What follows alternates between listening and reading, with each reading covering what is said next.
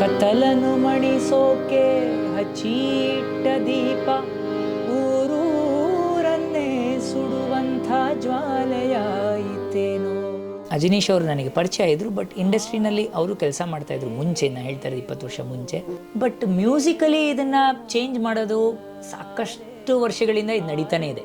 ಎಷ್ಟೊಂದು ಜನ ನಂಗೆ ಬಂದು ಕೇಳಿದೆ, ಯಾಕೆ ನೀವು ಮ್ಯೂಸಿಕ್ ಡೈರೆಕ್ಷನ್ ಮಾಡಿ, ನೀವು ಇಂಡಸ್ಟ್ರಿನಲ್ಲೇ ಇದ್ರಿ ಹಿಂಗೆ ಅಂತ. But the only thing is ಆ ಪ್ರಾಸೆಸ್, ಸಿನಿಮಾಗೆ ನಾವು ಟೈಮ್ ಕೊಡಬೇಕಂದ್ರೆ ಅದಕ್ಕೆ ಸಂಪೂರ್ಣವಾಗಿ ಮನಸ್ಸು ತನು ಮನ ಎಲ್ಲ ಕೊಟ್ಬಿಡ್ಬೇಕು ಅದಕ್ಕೆ. ಓ ಗರ್ಭದಲ್ಲೇ ಆದ ಗಾಯ ಹಣೆ ಬರಹ ಬದುಕಿಡಿ ಮತ್ತು ಹುಡುಕಿ ಅಲೆದಾಡುವೆ. ಜಾಗತಿಕ ಮಟ್ಟದಲ್ಲಿ ಸದ್ದು ಮಾಡಿದಂತಹ ಕಾಂತಾರ ಸಿನಿಮಾದ ಕರುಮದ ಕಲ್ಲನು ಹಾಡಿನ ಮೂಲಕ ಮನೆ ಮಾತಾಗಿರುವ ವೆಂಕಟೇಶ್ DC ಅವರು ಇವತ್ತು ನಮ್ಮ ಕಾರ್ಯಕ್ರಮದಲ್ಲಿದ್ದಾರೆ. ಇವರು ಕೇವಲ ಕನ್ನಡದಲ್ಲಿ ಮಾತ್ರವಲ್ಲದೆ ತಮಿಳು, ತೆಲುಗು, ಹಿಂದಿ ಭಾಷೆಯಲ್ಲೂ ಕೂಡ ಈ ಹಾಡನ್ನು ಹಾಡಿದ್ದಾರೆ. ಇವರು ಕೇವಲ ಸಿನಿಮಾ ಹಾಡಿಗೆ ಮಾತ್ರವಲ್ಲ, ವಿವಿಧ ಜಾನಪದ ಗೀತೆಗಳು, ತತ್ವಗೀತೆಗಳು ಮೊದಲಾದ ಹಾಡುಗಳಲ್ಲಿ ಕೂಡ ಇವರು ಜನಪ್ರಿಯತೆಯನ್ನು ಪಡೆದಿದ್ದಾರೆ. ಕೇವಲ ಹಾಡುಗಾರಿಕೆ ಮಾತ್ರವಲ್ಲದೆ ವಿವಿಧ ಪ್ರಕಾರದ ವಾದ್ಯಗಳನ್ನು ಕೂಡ ಇವರು ನುಡಿಸುವಲ್ಲಿ ಪ್ರವೀಣರು. ಇವತ್ತು ಇವರ ಸಂಗೀತದ ಆಸಕ್ತಿಗಳ ಬಗ್ಗೆ ಇವರ ಬಾಯಿನಲ್ಲಿ ಕೇಳೋಣ. ಸರ್, ನಿಮಗೆ ನಮ್ಮ ಕಾರ್ಯಕ್ರಮಕ್ಕೆ ಸ್ವಾಗತ. ನಿಮ್ಮದು ಈ ಸಂಗೀತ ಆಸಕ್ತಿ ಅನ್ನೋದು ಹೇಗೆ ಬಂತು? ಮೊದಲು ತಬಲದಿಂದ ಸಂಗೀತ ಹೇಗೆ ಆಸಕ್ತಿ ಮೂಡಿತು ಸರ್? ತಬಲಾ ಇಂದ ಆ್ಯಕ್ಚುಲಿ ಶುರು ಆಗಲಿಲ್ಲ, ಬಟ್ ಆ್ಯಕ್ಚುಲಿ ನಮ್ಮ ಮನೆತನದಿಂದನೇ ಬಂತಿದ್ದು. ಸೊ ಮನೆತನದಲ್ಲೇ ಈ ವಾತಾವರಣ ಇತ್ತು, ಸ್ವಲ್ಪ ಡಿವೋಷ್ನಲ್ ಸಾಂಗ್ಸ್ ಹಾಡುವಂಥ ಒಂದು ಫ್ಯಾಮಿಲಿಲಿ ಬಂದಿದ್ದರಿಂದ ಸಂಗೀತ ಕಿವಿಗೆ ಬೀಳ್ತಾ ಇತ್ತು. ಅದರಲ್ಲೂ ಸ್ವಲ್ಪ ನಮ್ಮ ದಕ್ಷಿಣಾದಿ ಸಂಗೀತ, ಕರ್ನಾಟಿಕ್ ಸಂಗೀತ ಅಂತೀವಿ, ಅದರ ಆಧಾರಿತವಾದಂತಹ ಭಕ್ತಿಗೀತೆಗಳ ಒಂದು ಹಾಡುಗಳನ್ನ ಹಾಡುವಂಥ ಫ್ಯಾಮಿಲಿ ನಮ್ಮದು. ಸೊ ನಮ್ಮ ತಂದೆ, ನಮ್ಮ ತಾತ ಅವರು, ನಮ್ಮ ಚಿಕ್ಕಪ್ಪ ಅವರು, ಇವರೆಲ್ಲ ಹಾಡೋರು ದೇವಸ್ಥಾನಗಳಲ್ಲಿ ಈ ಥರ. ಸೊ ಅದು ನಮ್ಮ ಕಿವಿಗೆ ಬೀಳ್ತಾ ಆ ಹಾಡುಗಳ ಜೊತೆಗೆ ಸ್ವಲ್ಪ ಅಕಂಪನಿ ಮಾಡೋದಕ್ಕೆ ಸುಮ್ಮನೆ ಹಾಗೆ ಭಜನೆಗಳಲ್ಲಿ ಕೂತ್ಕೊಂಡು ಒಂದು ಸ್ವಲ್ಪ ವಾದ್ಯ ಸಹಕಾರ ಇರಲಿ ಅಂತ ನನಗೆ ತಬಲಾಕ್ಕೆ ಹಾಕಿದ್ದು ಹೊರತು ಆ್ಯಕ್ಚುಲಿ ಮೊದಲಿಗೆ ನಾನು ಮೃದಂಗ ಕಲಿಬೇಕಾಗಿದ್ದು. ಬಿಕಾಸ್ ನಾವೆಲ್ಲ ದಕ್ಷಿಣಾದಿ ಸಂಗೀತದ ಒಂದು ಫ್ಯಾಮಿಲಿಯಲ್ಲಿ ಬಂದಿರೋದು. ಬಟ್ ನಾನು ಎಷ್ಟು ಸಣ್ಣವನಾಗಿದೆ ಅಂದರೆ ನಮ್ಮ ತಾಯಿ ಹೇಳ್ತಾರೆ, ಅವ್ರು ಟೀಚರ್ ನೋಡಿಬಿಟ್ಟು ನನ್ನ ಕೈ ಎಟಕಿಸ್ತಾ ಇರಲಿಲ್ಲ, ಇನ್ನೊಂದು 3 ವರ್ಷ ಬಿಟ್ಕೊಂಡು ಬರಲಿ, ಸ್ವಲ್ಪ ದೊಡ್ಡವನಾಗಲಿ ಆಮೇಲೆ ಮಾಡಲಿ ಅಂತ ಹೇಳಿ ಕಳಿಸಿದ್ದಕ್ಕೆ ನಮ್ಮ ತಾಯಿ ಸುಮ್ಮನೆ 2 ವರ್ಷ ಕಾಯೋದು, ಅವ್ನಿಗೇನೋ ಬೇರೆ ಅಟ್ಲೀಸ್ಟ್ ಟ್ರೈ ಮಾಡೋಣ ಅಂತ ತಬಲಾಗೆ ಹಾಕಿದ್ದು. ಸೊ ಆ್ಯಕ್ಸಿಡೆಂಟ್ಲಿ ಹಂಗೆ ಬಂತು. ಬಟ್ ಈ ವಾದ್ಯ ಬಹಳ ಮುಂದೆ ನನ್ನ ತೊಗೊಂಡು ಹೋಗ್ತು, ಭಾಳ ಆಳವಾಗಿ ನನ್ನ ತೊಗೊಂಡು ಹೋಯಿತು. ಅಂದರೆ ನಾನು ಸಾಕಷ್ಟು ಜನಗಳ ಹತ್ರ ಕಲಿಯೋ ಒಂದು ಅನುಭವ ಸಿಕ್ತು. ಈ ವಾದ್ಯ, ತಬಲಾದು ವಾದ್ಯ ವಿಶ್ವವಿಖ್ಯಾತ ಆಫ್ಕೋರ್ಸ್, ಬಟ್ ಅದು ಸಾಕಷ್ಟು ಪಂಡಿತರನ್ನ ನಾನು ಮೀಟ್ ಮಾಡ್ಬೋದು, ವರ್ಲ್ಡ್ ವೈಡ್ ನಾನು ಟ್ರಾವೆಲ್ ಮಾಡ್ಬೋದು. ಈ ವಾದ್ಯ ನನಗೆ ಗೌರವವನ್ನು ಕೊಡ್ತಾ ಇದೆ. ಮತ್ತು ಇಂಟರ್ನ್ಯಾಷನಲ್ ಯೂನಿವರ್ಸಿಟೀಸ್ಗಳಲ್ಲಿ ನಾನು ಲೆಕ್ಚರ್, ಡೆಮಾನ್ಸ್ಟ್ರೇಷನ್ಸು, ಮಾಸ್ಟರ್ ಕ್ಲಾಸ್ ಇಷ್ಟೆಲ್ಲ ಮಾಡ್ತೀನಿ ಅಂತ ನಂಗೆ ಗೊತ್ತಿರಲಿಲ್ಲ. ಈ ವಾದ್ಯ ಇಷ್ಟು ನನ್ನ ಮುಂದೆ ತೊಗೊಂಡೋಗುತ್ತೆ ಅಂತ ನಾನು ಇಮ್ಯಾಜಿನೂ ಮಾಡಿಲ್ಲ. ಸುಮ್ಮನೆ ಒಂದು ಫ್ಯಾಮಿಲಿ ಜೊತೆ ಭಜನೆಗೆ ಅಕಂಪನಿಂಗ್ ಆಗಿರಲಿ ಅಂತ ಶುರು ಮಾಡಿದ್ದು. ಬಟ್ ಸಂಗೀತ ಕಿವಿಗೆ ಯಾವಾಗಲೂ ಬೀಳ್ತಾ ಇತ್ತು, ನನಗೆ ಸಂಗೀತದ ಸಂಸ್ಕಾರ ಇತ್ತು. ಆ್ಯಂಡ್ ನನ್ನ ಸ್ಕೂಲ್ ಡೇಸಲ್ಲಾಗಲಿ, ಕಾಲೇಜ್ ಡೇಸಲ್ಲಾಗಲಿ ಹಲವಾರು, ನಾವಿದ್ದಿದ್ದ ಟೈಮಲ್ಲಿ ಈ ಥರ ಇಂಟರ್ನೆಟ್ಟು, AI ಎಲ್ಲ ಇರಲಿಲ್ಲ. ಬಟ್ ಸ್ಟಿಲ್ ನಾವು ಸಂಗೀತನ ಕೇಳೋ ಅಂಥ ಇಂಟರ್ನೆಟ್ದು ಸ್ಲೋಲಿ ಫೆಸಿಲಿಟಿ ಶುರು ಆಗಿತ್ತು. ಕ್ಯಾಸೆಟ್ಗಳು ಕೇಳೋದು ಆ ಟೈಮಲ್ಲಿ ಇದ್ದಿದ್ದರಿಂದ ಹಾಗೇ ಕೇಳ್ತಾ ಸಂಸ್ಕಾರಗಳನ್ನ ನಾವು ಬೆಳೆಸ್ಕೊಂಡ್ವಿ. ನನ್ನದೇ ಆದಂಥ ಒಂದು ಸ್ನೇಹಿತರ ಬಳಗ ಇತ್ತು, ಅದರಲ್ಲೂ ನಾವು ಸಂಗೀತದಲ್ಲೇ ತೊಡಗಿಸ್ಕೊಂಡು ಅದ್ರ ಬಗ್ಗೆ ಯೋಚನೆ ಮಾಡೋದಾಗಲಿ, ವಿಚಾರ ಮಾಡೋದಾಗಲಿ ಮಾಡ್ತಾಯಿದ್ವಿ. ಸೊ ಹೆಂಗೋ ಬಂದಿದೆ ಇಲ್ಲಿ ತನಕ. ಎಷ್ಟನೇ ವರ್ಷಕ್ಕೆ ನಿಮ್ಮದು ಸಂಗೀತ ಅಂತ ಎಷ್ಟನೇ ಕ್ಲಾಸ್ಗೆ ತೊಡಗಿಸಿಕೊಂಡಿದ್ರಿ? ಎಷ್ಟನೇ ವಯಸ್ಸಿಗೆ ನೀವು? ನಾನು ಅಂದರೆ ಹುಟ್ಟಾಗಿಂದ ಈ ಥರ ಕೇಳ್ತಾ ಇದ್ದೆ, ಬಟ್ ಬಿಟ್ವೀನ್ 6 and 7 ಶಾಸ್ತ್ರೀಯ ಸಂಗೀತಕ್ಕೆ ನಮ್ಮ ಮನೇಲಿ ನನ್ನ ಸೇರಿಸಿದ್ದು ಕಲಿಯೋದಕ್ಕೆ. ಸೊ ಬಿಟ್ವೀನ್ 6 and 7 ಇಯರ್ಸ್ ನಾನು ಇರಬೇಕಾದ್ರೆ ಅಲ್ಲಿಂದ ಶುರು ಆಗಿದ್ದು. ಬಟ್ ಆಮೇಲೆ ನಾನು ಒಂದು ಸ್ವಲ್ಪ ಗಾಯನವನ್ನು ಕಲಿತ್ಕೊಂಡೆ. ಅದರಲ್ಲೂ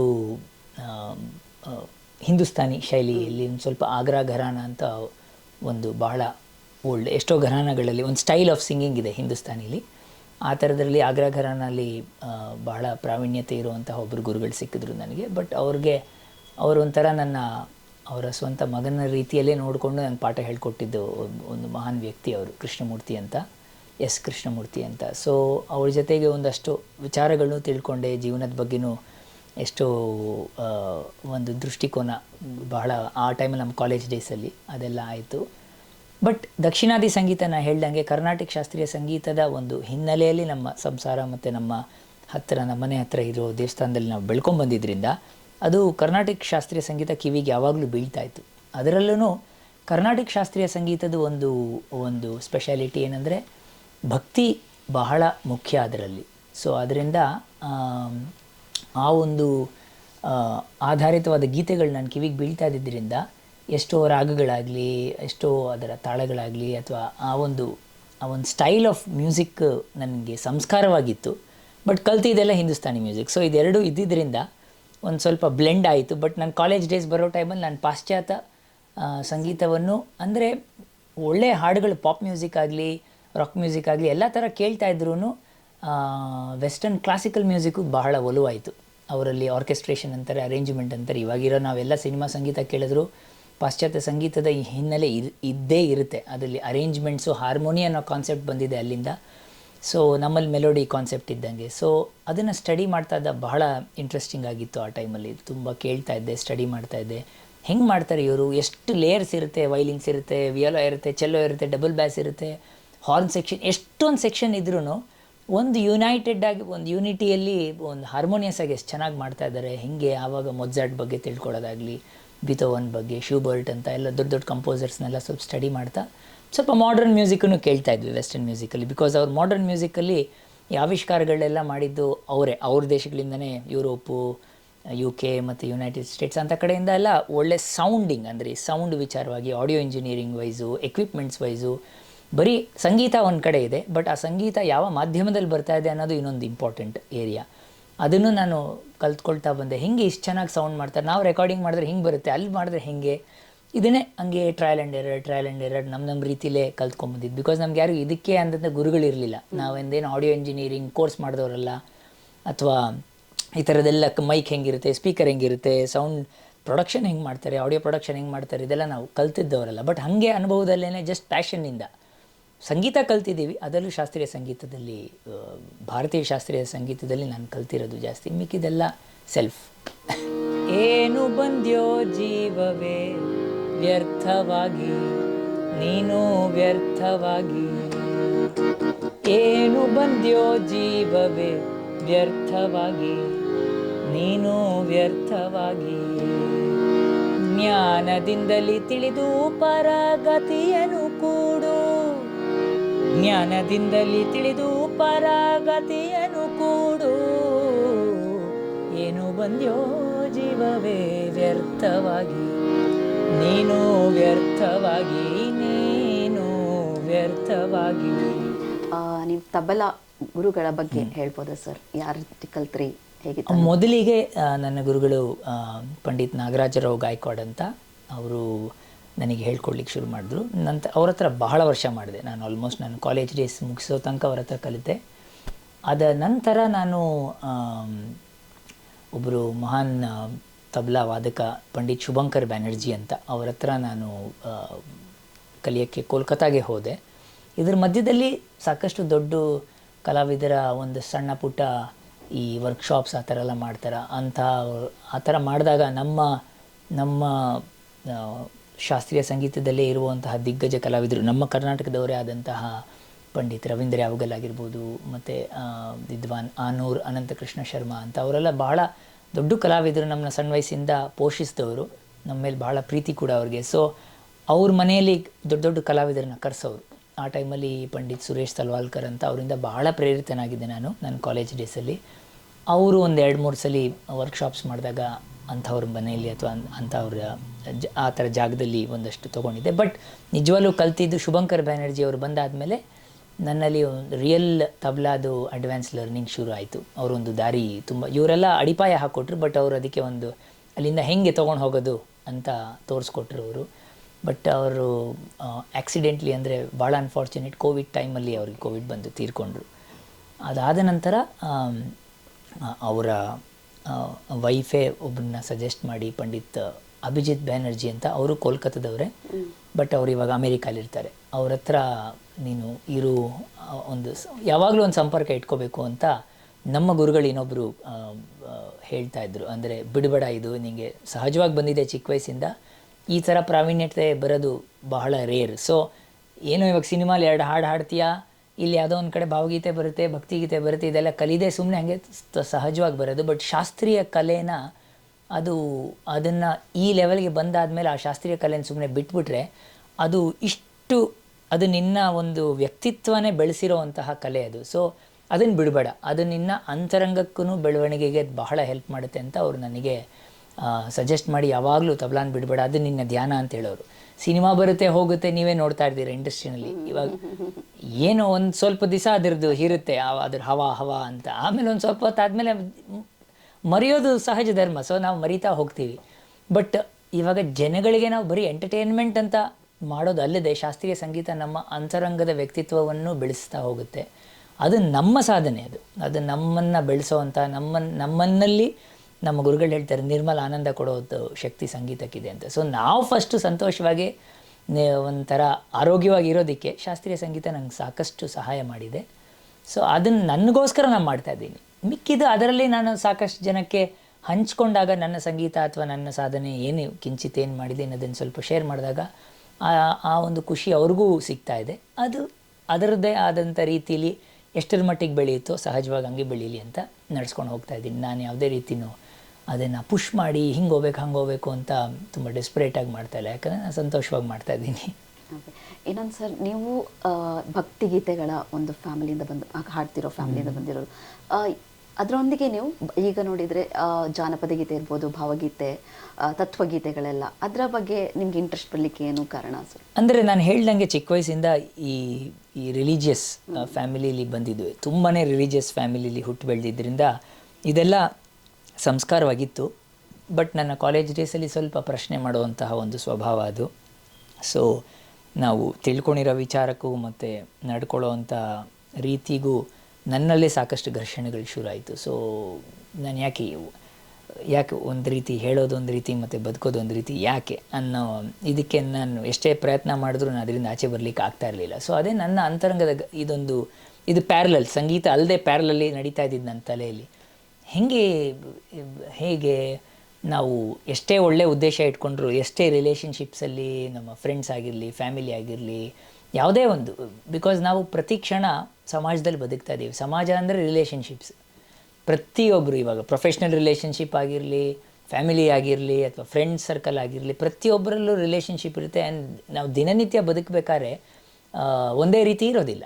ಸೊ ಈ ರೀತಿಲಿ ನಾವು ಒಂದೊಂದ್ಸಲಿ ಎಷ್ಟೇ ಒಳ್ಳೆ ಉದ್ದೇಶ ಇಟ್ಕೊಂಡ್ರೂ ಅದರ ಏನಂತಾರೆ, ಅದರ ಒಂದು ರಿಸಲ್ಟ್ ಬೇರೆ ಥರ ಆಗ್ತಾ ಇದ್ದಾಗ ಪ್ರಶ್ನೆ ಬರುತ್ತೆ, ಯಾಕೆ ಉದ್ದೇಶ ಇದ್ರೂ ಯಾಕೆ ಹಿಂಗಾಗುತ್ತೆ, ಯಾಕೆ ಪ್ರಪಂಚದಲ್ಲಿ ಈ ಥರ ಪ್ರಶ್ನೆಗಳು ಸಾಕಷ್ಟು ಬರೋದು. ನಾವು ಈ ಥರ ಒಂದು ಫ್ಯಾಮಿಲಿ ಹುಟ್ಟು ಬೆಳೆದ್ರೂ ಬದುಕೋ ರೀತಿಗೆ ಇದಕ್ಕೆ. ಸೊ ಸಾಕಷ್ಟು ವಿಚಾರ, ಘರ್ಷಣೆಗಳು ಇದೆಲ್ಲ ಇರ್ತಾ ಇದ್ದ ಟೈಮಲ್ಲಿ ಸ್ವಲ್ಪ ಈ ಆಧ್ಯಾತ್ಮಿಕ ಚಿಂತನೆಗಳು, ಅದ್ರ ಬಗ್ಗೆ ಓದೋದು ಇದೆಲ್ಲ ಶುರು ಆಯಿತು. ಅಲ್ಲಿ ತನಕ ರಿಲಿಜಿಯಸ್ ಫ್ಯಾಮಿಲಿಲಿ ಇದ್ರೂ ನಾನು ಆ ರೀತಿ ಬದುಕಬೇಕು ಅನ್ನೋಕ್ಕೆ ಶುರು ಮಾಡಿದಾಗ, ಸ್ವಲ್ಪ ಸೀರಿಯಸ್ನೆಸ್ ಬಂದಾಗ, ಸ್ವಲ್ಪ ಇದ್ರ ಬಗ್ಗೆ ಓದೋದು ಅಥವಾ ಹಾಗೆ ಸ್ವಲ್ಪ ಈ ಇಂಟ್ರೆಸ್ಟ್ ಶುರು ಆಗ್ತಾ ಇದ್ದಂಗೆ ಸಾಕಷ್ಟು ಈ ರೀತಿ ಬದುಕಿದವ್ರು ಇದ್ರಾ, ಬರೀ ಹೇಳ್ದವ್ರಲ್ಲ, ಆ ರೀತಿ ಬದುಕಿದವ್ರು ಇದ್ರಾ ಅನ್ನೋ ಪ್ರಶ್ನೆ ಬಂದಾಗ ಸಾಕಷ್ಟು ಒಂದಷ್ಟು ಗ್ರಂಥಗಳು ಅಥವಾ ಏನಂತಾರೆ ಅದಕ್ಕೆ ಲಿಟ್ರೇಚರ್ ಅಂತೀವಲ್ಲ ಸಿಕ್ತು.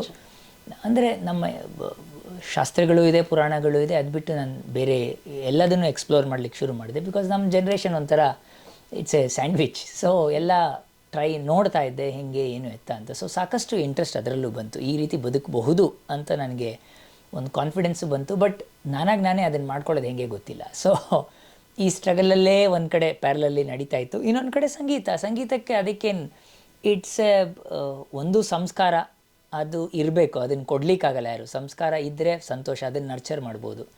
ಸೊ ಬಟ್ ಅದು ನರ್ಚರ್ ಮಾಡೋದು, ಸಾಧನೆ ಇದೇನೆಂದರೆ ಸ್ಕಿಲ್ಡ್ ಲೋಕ, ಇದು ಕಲೆ. ಸೊ ಸ್ಕಿಲ್ ಚೆನ್ನಾಗಿದ್ದರೆ ಯಾರು ಹೋಗಲಿ, ಒಂದು ಆ ಸ್ಕಿಲ್ನ ಮಾಡ್ತಾ ಸಾಧನೆ ಮಾಡ್ತಾ ಅದನ್ನು ರೆಗ್ಯುಲರಾಗಿದ್ದರೆ, ಡಿಸಿಪ್ಲಿನ್ಡ್ ಆಗಿದ್ದರೆ ಅದೊಂದು ತಕ್ಕ ಮಟ್ಟಿಗೆ ತೊಗೊಂಡು ಹೋಗುತ್ತೆ. ಇದು ಒಂದು ಯೂನಿವರ್ಸ್. ಇದು ಇನ್ನೊಂದು ಯೂನಿವರ್ಸ್, ಇದು ಅಂತರಂಗ ಬದುಕಿನ ಯೂನಿವರ್ಸ್ ನಂದು. ಅದು ನನ್ನದೇ ಕಷ್ಟ, ನನ್ನದೇ ಸ್ಟ್ರಗಲ್, ಅದನ್ನು ನಾನೇ ಅದರಿಂದ ಹೊರಬರೋದಕ್ಕೆ ನಾನು ಟ್ರೈ ಮಾಡ್ತಾ ಇದ್ದೆ. ಅದರಲ್ಲಿ ಸಾಕಷ್ಟು ಸಹಾಯಗಳು ಬಂತು. ಬಟ್ ಇದು ಕಲಿಯುವಂಥ ಜೀವನ ಎರಡೂ. ಬಿಕಾಸ್ ನಾವು ಇಂಡಸ್ಟ್ರಿನಲ್ಲೇ ಇರ್ತೀವಿ, ಸಾಕಷ್ಟು ಫೇಮಸ್ ಪರ್ಸ್ನಾಲಿಟೀಸ್ ಜೊತೆನೂ ನಾನು ಒಡನಾಟ ಮಾಡ್ತಾಯಿದ್ದೆ. ಹಾಗೆ ನಾನು ಸ್ಟಡಿನೂ ಮಾಡ್ತಾಯಿದ್ದೆ. ಅವರು ಸ್ಕಿಲ್ಲ ಅಥವಾ ಅವ್ರು ಬದುಕೋ ರೀತಿನ, ಅವರ ಸ್ಕಿಲ್ಲಿಂದ ನಾನು ಪ್ರೇರಿತನಾಗಬಹುದು, ಇಲ್ಲ ಅವ್ರು ಬದುಕೋ ರೀತಿನೂ ಭಾಳ ಇಂಪಾರ್ಟೆಂಟ್ ನನಗೆ. ಸೊ ನಾನು ಅಂಥವ್ರನ್ನ ನನ್ನ ಜೊತೆಗೆ ಒಡನಾಟ ಮಾಡಿದಾಗ ನಾನು ನೋಡ್ತಾ ಇದ್ದೆ, ತಾರತಮ್ಯ ಮಾಡ್ತಾ ಇದ್ದೆ. ಈ ಥರ ಸ್ಕಿಲ್ ಓಕೆ, ಇದಕ್ಕೆ ಸಾಧನೆ ಮಾಡಬೇಕು, ತಿಳ್ಕೊಬೇಕು, ಗುರು ಹತ್ರ ಕಲಿಬೇಕು, ಮಾಡಬೇಕು, ಅದು ನಿನ್ನಲ್ಲಿ ಬೇಸಿಕ್ ಟ್ಯಾಲೆಂಟ್ ಇದ್ದು ಸಂಸ್ಕಾರ ಇದ್ದರೆ ಒಂದು ತಕ್ಕ ಮಟ್ಟಿಗೆ ತೊಗೊಂಡೋಗುತ್ತೆ. ಎಲ್ಲರೂ ಯೂನೀಕ್, ಕಾಪಿ ಮಾಡೋಕ್ಕಾಗಲ್ಲ ಯಾರನ್ನು, ಪ್ರಕೃತಿ ಆಲ್ರೆಡಿ ಯೂನೀಕಾಗಿ ಡಿಸೈನ್ ಮಾಡಿಬಿಟ್ಟಿದೆ. ಬಟ್ ಬದುಕುವ ರೀತಿ ಅನ್ನೋದು ಬಂದಾಗ ನನಗೆ ತುಂಬಾ ಬಹಳ ನಾನು ಸೀರಿಯಸ್ ಆಗಿದೆ ಆ ವಿಚಾರ. ನನಗೆ ಹಿಂಗೆ ಬದುಕೋದು ಬೇಡ. ಇವಾಗ ಕಲಾವಿದರಲ್ಲೂ ಬಹಳ ಎಲ್ಲ ವಿಚಾರದಲ್ಲೂ ಎರಡು ಥರನೂ ಇರುತ್ತೆ. ಸೊ ಅವ್ರು ಮಾಡ್ತಾಯಿದ್ದಾರೆ ಅಂತಲ್ಲ, ಬಟ್ ಕೆಲವಾದಂಥ ಕಲಾವಿದರು ನಿಜವಾಗ್ಲೂ ಒಂಥರ ಏನಂತಾರೆ, ಬಹಳ ಕಡಿಮೆ ಕಾನ್ಫ್ಲಿಕ್ಟ್ ಇಟ್ಕೊಂಡು ಬದುಕ್ತಾ ಇರೋರು ಇದ್ದಾರೆ. ಅವ್ರು ನೋಡಿದಾಗ ಭಾಳ ಪ್ರೇರಿತನಾಗ್ತಾ ಇದ್ದೆ. ಬಟ್ ಸಮ್ ಪೀಪಲ್ ತುಂಬಾ ಟ್ಯಾಲೆಂಟೆಡ್ ಮ್ಯೂಸಿಷಿಯನ್ಸ್ ಜೊತೆನೂ ಇದ್ದೆ. ಬಟ್ ಅವ್ರ ಲೈಫ್ ಸ್ಟೈಲ್ ನಾನು ನೋಡಿದಾಗ ಅಯ್ಯೋ ಈ ರೀತಿ ನಾನು ಬದುಕಬಾರ್ದಪ್ಪ. ಸಪೋಸ್ ನಾನು ಇವಾಗ 30-40 ವರ್ಷ ಆದರೆ ಏನಿದೆ, ಆರೋಗ್ಯನೇ ಇಲ್ಲ, ಮತ್ತು ಏನು ಸಂಗೀತ ಮಾಡೋದು, ಈ ಥರದ ಎಷ್ಟೋ ವಿಚಾರಗಳನ್ನ ನಾನು ನೋಡ್ತಾ ಸಂಗೀತಗಾರನಿಂದನೇ ಕಲಿತಾ ಇದ್ದೆ. ಶಾಸ್ತ್ರೀಯ ಸಂಗೀತ ಕಲಾವಿದರು ನೋಡ್ತಾ ಇದ್ದೆ, ಭಾವಗೀತೆಯ ಕಲಾವಿದರು ನೋಡ್ತಾ ಇದ್ದೆ, ಭಕ್ತಿಗೀತೆ, ಜಾನಪದ ಗೀತೆ. ಸೊ ಮನುಷ್ಯರು ಒಂದೇ, ಅವ್ರು ಶಾಸ್ತ್ರೀಯ ಸಂಗೀತಗಾರ ಆಗಿರಲಿ ಅಥವಾ ಇದಾಗಿರಲಿ, ಯಾವುದೇ ಥರದ ಒಂದು ಆರ್ಟ್ ಫೀಲ್ಡಲ್ಲಿ ಇದ್ರೂ ಮನುಷ್ಯನ ಅಂತರಂಗ ಬದುಕು ಬಹಳ ಪ್ರೈವೇಟ್. ಬಿಕಾಸ್ ಅವ್ರು ಯಾವ ಸಂಸ್ಕಾರದಲ್ಲಿ ಹುಟ್ಟು ಬೆಳೆದಿರ್ತಾರೆ, ಪ್ರತಿಯೊಂದು ಕೇಸು ಸ್ಪೆಸಿಫಿಕ್ ಆಗಿರೋದ್ರಿಂದ ನನಗೆ ನನ್ನ ರೀತಿಯಲ್ಲಿ ಹೆಂಗೆ ಇದು ಎರಡಕ್ಕೂ ಒಂದು ಸಮತೋಲನ ನಾನು ತೊಗೊಂಬರಬೇಕು ಅನ್ನೋದು ನನ್ನ ಪ್ರಾಜೆಕ್ಟ್ ಆಗೋಯ್ತು ಲೈಫಲ್ಲಿ. ಆಚೆ ಮಾತಾಡ್ತಾ ಇರ್ತೀವಿ, ಬದುಕ್ತಾ ಇರ್ತೀವಿ, ಎಲ್ಲ ಡಿಸ್ಕಷನ್ಸ್ ಇರುತ್ತೆ, ಇಂಡಸ್ಟ್ರಿಯಲ್ಲಿ ಏನು ಬರುತ್ತೆ ಆ ಸ್ಟ್ರಗಲ್ ಇರುತ್ತೆ, ಪ್ರತಿಯೊಬ್ಬರಿಗೂ ದುಡ್ಡು ಬೇಕು, ದುಡ್ಡುಗೋಸ್ಕರ ಎಲ್ಲರೂ ಯಾವುದೋ ಒಂದು ಕೆಲಸ ಮಾಡ್ತಾ ಇದ್ದಾರೆ, ಆ ಸ್ಕಿಲ್ಲನ್ನು ಹಂಚ್ಕೊಳ್ತಾ ಇದ್ದಾರೆ, ಇನ್ ರಿಟರ್ನ್ ಏನೋ ಒಂದು ಬರುತ್ತೆ, ಕಾಂಪ್ರಮೈಸ್ಡ್ ಆರ್ ಅನ್ಕಾಂಪ್ರಮೈಸ್ಡ್ ಹೆಂಗಾರೋ. ಬಟ್ ಇದೆಯಲ್ಲ ಈ ಒಂದು ತಾರತಮ್ಯತೆ ಮತ್ತು ಒಂದು ಸಮತೋಲನ, ಸಾಮ್ಯತೆ ಅಂತೀವಲ್ಲ, ಅದಕ್ಕೆ ನನ್ನ ಇಡೀ ಲೈಫ್ ಆಲ್ಮೋಸ್ಟ್ ಒಂದು ಪ್ಲಸ್ ನನ್ನ ಆರೋಗ್ಯಗಳಲ್ಲೂ ಸ್ವಲ್ಪ ಏರುಪೇರುಗಳಾಗ್ತಾಯಿತ್ತು. Because genetically certain things and not because of any habits or ಹೀಗೆ ಅಂತೆಲ್ಲ, there were some genetical issues. So ಅದರಲ್ಲೂ ಈ ಆರೋಗ್ಯ, ಇದು ಮಾನಸಿಕ ಮತ್ತು ಸಂಗೀತ ಎಲ್ಲ ಸೇರಿ ನನ್ನಲ್ಲಿ ಒಂಥರ ಬೇರೆ ರೀತಿಯ ಒಂದು ಅಂತರಂಗದಲ್ಲೇ ಒಂದು ಬೇರೆ ರೀತಿಯ ಒಂದು ತೀವ್ರತೆ ಮತ್ತು ಒಂದು ಸೀರಿಯಸ್ನೆಸ್ ಇತ್ತು. ಬಹಿರಂಗವಾಗಿ ಏನು ಮಾಡಬೇಕು ಅದನ್ನು ಮಾಡ್ತಾಯಿದ್ದೆ. ನನ್ನ ಕ್ಲೋಸ್ ಸರ್ಕಲ್ ಪೀಪಲ್ಗೆ ಇದು ಗೊತ್ತಿತ್ತು, 4-5 ಫ್ರೆಂಡ್ಸ್ಗೆ, what I was going through and all these things. And ಅವರು ಬಹಳ ಅದ್ಭುತ ಕಲಾವಿದರು, ಅವ್ರ ಇಂಡಸ್ಟ್ರಿನಲ್ಲಿ ಇವತ್ತಿಗೂ ಅವರು ಸೇವೆಗಳನ್ನ ಸಲ್ಲಿಸ್ತಾ ಇದ್ದಾರೆ, ನನಗೆ ಒಳ್ಳೆ ಫ್ರೆಂಡ್ಸ್ ಕೂಡ. ಸೊ ಇದು ಭಾಳ ಕಷ್ಟ ಎಕ್ಸ್ಪ್ಲೇನ್ ಮಾಡೋದು ಸರ್ಟನ್ ಥಿಂಗ್ಸ್, ಬಟ್ ಇದೆಲ್ಲ ಇದೆ ಒಂದು ಬೆಳವಣಿಗೆಯಲ್ಲಿ. ಎಲ್ಲರೂ ಹಂಗೆ ಯೋಚನೆ ಮಾಡ್ತಾರ ನನಗೆ ಗೊತ್ತಿಲ್ಲ, ಬಟ್ ನನ್ನ ಜೀವನ ಹಿಂಗಾಯಿತು. ಅದು ಮ್ಯೂಸಿಕಲ್ ಆಸ್ಪೆಕ್ಟು. ತತ್ವಗೀತೆ ಅಂದರೆ ಆ ಸಾಹಿತ್ಯದಲ್ಲಿ ಏನೂ ತೊಂದರೆ ಇಲ್ಲ, ಸಾಹಿತ್ಯವೇ. ಅವ್ರ ಸಿನಿಮಾಗೆ ಆ ಸಾಹಿತ್ಯದ ಏನಂತಾರೆ ರೆಲೆವೆನ್ಸ್ ಏನಿದೆ ಅನ್ನೋದು ಅವರು ನೋಡ್ಕೊಂಡಿರಬಹುದು, ಡೈರೆಕ್ಟರ್ ಅವರೆಲ್ಲ. ಬಟ್ ಮ್ಯೂಸಿಕಲಿ ಇದನ್ನು ಚೇಂಜ್ ಮಾಡೋದು ಸಾಕಷ್ಟು ವರ್ಷಗಳಿಂದ ಇದು ನಡೀತಾನೆ ಇದೆ. ಸ್ವಲ್ಪ ಮಾಡ್ರನ್ ಮ್ಯೂಸಿಕ್ ಅರೇಂಜ್ಮೆಂಟ್ ಮಾಡಿಬಿಟ್ಟು ಇವಾಗ ಎಷ್ಟೊಂದು ಕಡೆ ಹಳೆಯ ಕರ್ನಾಟಕ ಶಾಸ್ತ್ರೀಯ ಸಂಗೀತ ತ್ಯಾಗರಾಜರು ಅವರೆಲ್ಲ ಮಾಡಿರೋದನ್ನು ಎಲ್ಲ ಫುಲ್ಲು ಮಾಡ್ರನ್ ಮ್ಯೂಸಿಕ್ ಮಾಡ್ತಾ ಇದ್ದಾರೆ ಎಲ್ಲ ಕಡೆ. ಸೊ ಅದಕ್ಕೇನು ವಿರೋಧ ಆಗ್ತಾಯಿಲ್ಲ. ಬಟ್ ಸಿನಿಮಾಲಿ ಹಾಕಿದ ತಕ್ಷಣ ಹಂಗೆ ಆಗ್ತಾಯಿದೆ ಅಂದರೆ ನಂಗೆ ಅರ್ಥ ಆಗ್ತಾಯಿಲ್ಲ. ಎವ್ರಿಥಿಂಗ್ ಈಸ್ ಮೀಡಿಯಾ ನಾವು. So it doesn't matter till, ನನ್ನ ಅಭಿಪ್ರಾಯ ಏನಂದರೆ ಟಿಲ್ ದಿ ಸಬ್ಜೆಕ್ಟ್ ರೆಲವೆಂಟ್ ಆಗಿದ್ದು, ಆ ಒಂದು ವಿಚಾರ ಮತ್ತು ಮೆಸೇಜ್ ಏನಂತಾರೆ ಯಾವುದೇ ರೀತಿಯೂ ಟ್ವಿಸ್ಟ್ ಆ್ಯಂಡ್ ಟರ್ನ್ ಮಾಡದೆ ಆ ವಿಚಾರನ ಆದಷ್ಟು ಪ್ರಾಮಾಣಿಕವಾಗಿ ಜನಗಳಿಗೆ ಮತ್ತು ಒಂದು ಸಿನಿಮಾ ಮುಖಾಂತರ ಅಥವಾ ಯಾವ್ದಾದ್ರು ಒಂದು ಮಾಧ್ಯಮದ ಮುಖಾಂತರ ತಲುಪಿಸ್ತಾ ಇರೋ ತನಕ ಇಟ್ ಈಸ್ ಓಕೆ. ಬಿಕಾಸ್ ಅದು ಸದ್ವಿಚಾರ, ಸುಸಂಸ್ಕೃತವಾಗಿ ಈ ಸಮಾಜದಲ್ಲಿ ಏನಂತಾರೆ ಗುಡ್ ವಿಚಾರಗಳು ಇದೆ, ಬ್ಯಾಡ್ ವಿಚಾರಗಳು ಇದೆ. ಸೊ ಸಮಾಜದಲ್ಲಿ ಆದಷ್ಟು ಒಳ್ಳೆಯ ವಿಚಾರ ಮುಂದೆ ಹೋಗ್ತಾ ಇರೋ ತನಕ ಆ ವಿಚಾರಗಳಿಗೆ ಯಾವುದೇ ಕ್ಯಾಟಲಿಸ್ಟ್ ಆದರೂ ಇಟ್ಸ್ ಓಕೆ. ವಾರ್ಗಳು ನಡೀತಾ ಇದೆ ಸಮಾಜದಲ್ಲಿ, ಒಳ್ಳೆಯ ವಿಚಾರಗಳು ನಡೀತಾ ಇದೆ, ಎಷ್ಟೊಂದು ಚಾರಿಟಿನೂ ನಡೀತಾ ಇದೆ, ಎಷ್ಟೊಂದು ಜನ ಮಾಡ್ತಾಯಿದ್ರು ಹೇಳ್ತಾ ಇಲ್ಲ. ಸೊ ಅಂಥ ವಿಚಾರಗಳಿಗೆ ಏನಾದ್ರು ಇದು ಸಹಾಯ ಆಗುತ್ತೆ ಅಂದರೆ ತತ್ವಗೀತೆಗಳೇ ಸಹಾಯ ಮಾಡುವಂಥದ್ದು. ಅದನ್ನು ಆದಷ್ಟು ಆ ತತ್ವ ಏನು, ಆ ತತ್ವವನ್ನು ಜನಗಳಿಗೆ ತಲುಪಿಸೋದಕ್ಕೆ ಯಾವುದೇ ರೀತಿ ಡಿಸ್ಟಾರ್ಷನ್ ಆಗಲಿಲ್ಲ ಅಂದರೆ ಸಂಗೀತದಿಂದ, ದಟ್ ಈಸ್ ಫ್ಯಾಂಟಾಸ್ಟಿಕ್. ಇವಾಗ ನಾನು ಪರ್ಸ್ನಲಾಗಿ ಹೇಳಬೇಕಂದ್ರೆ, ಇವಾಗ ಅಜನೀಶ್ ಅವರು ನನಗೆ ಕರ್ಮ ಸಾಂಗ್ದು ಒಂದು ಅವಕಾಶ ಕೊಟ್ಟರು. ನಮ್ಮ ವಾಸುಕಿ ವೈಭವ್ ಅವರು ಅಲೆಯೋ ಅಲೆಗೆ ಈಗ ಅಂತ ಒಂದು ಹಾಡು ಹಾಡಿಸಿದ್ರು. ನೀವು ಇದರಲ್ಲಿ ಕೇಳಿದ್ರೆ ಮಾಡ್ರನ್ ಅರೇಂಜ್ಮೆಂಟ್ಸ್ ಇಲ್ಲ ಅಂತ ಹೇಳಲಿಕ್ಕಾಗಲ್ಲ. ಮಾಡ್ರನ್ ಮ್ಯೂಸಿಕ್ ಅರೇಂಜ್ಮೆಂಟ್ಸ್ ಇದೆ, ಅದರಲ್ಲೂ ದೊಡ್ಡ ದೊಡ್ಡ ವೆಸ್ಟರ್ನ್ ಮ್ಯೂಸಿಕ್ ಎಲ್ಲ ಅರೇಂಜ್ಮೆಂಟ್ಸ್ ಇದೆ. ಬಟ್ ಅದರಲ್ಲಿ ಸಾಹಿತ್ಯ ಆಗಲಿ ಅಥವಾ ವಿಚಾರ ಆಗಲಿ ಆ ಸಿನಿಮಾಗೆ ಮ್ಯಾಚ್ ಆಗುವಂಥದ್ದು ಕ್ಲಿಯರಾಗಿ ಗೊತ್ತಾಗ್ತಾ ಇರೋ ತನಕ ಜನಗಳಿಗೆ ಇಂಪ್ಯಾಕ್ಟ್ ಆಗಿದೆ. ಆದ್ದರಿಂದ ಜನಗಳಿಗೆ ಇಷ್ಟ ಆಗಿದೆ. ಆ ರೀತಿ ಇರೋ ತನಕ ಐ ಥಿಂಕ್ ಕಾಂಟ್ರವರ್ಸಿ, ತತ್ವಗಳು ಚೆನ್ನಾಗಿರೋ ತನಕ ಕಾಂಟ್ರವರ್ಸಿ ಆಗಬಾರ್ದು ಅಷ್ಟೇ. ಅದರೊಳಗೆ ಏನೋ ಡಿಸ್ಟಾಲ್ಟೆಡ್ ಆಗಿ ಏನೋ ಒಂದು ದುರುದ್ದೇಶ ಇದ್ದರೆ then it is something which people have their voice to raise. ಈ ಜಗದ ಮಾಯೆ ಚಂದದಾಟ, ಇಲ್ಲಿ ಬರೋದೆ ಅದ ಮೀರೋಕೆ ಅಂತ ತಿಳಿಯುವುದೇ ಪಾಠ. ಇಲ್ಲಿ ಬರೋದೆ ಅದ ಮೀರೋಕೆ ಅಂತ ತಿಳಿಯುವುದೇ ಪಾಠ.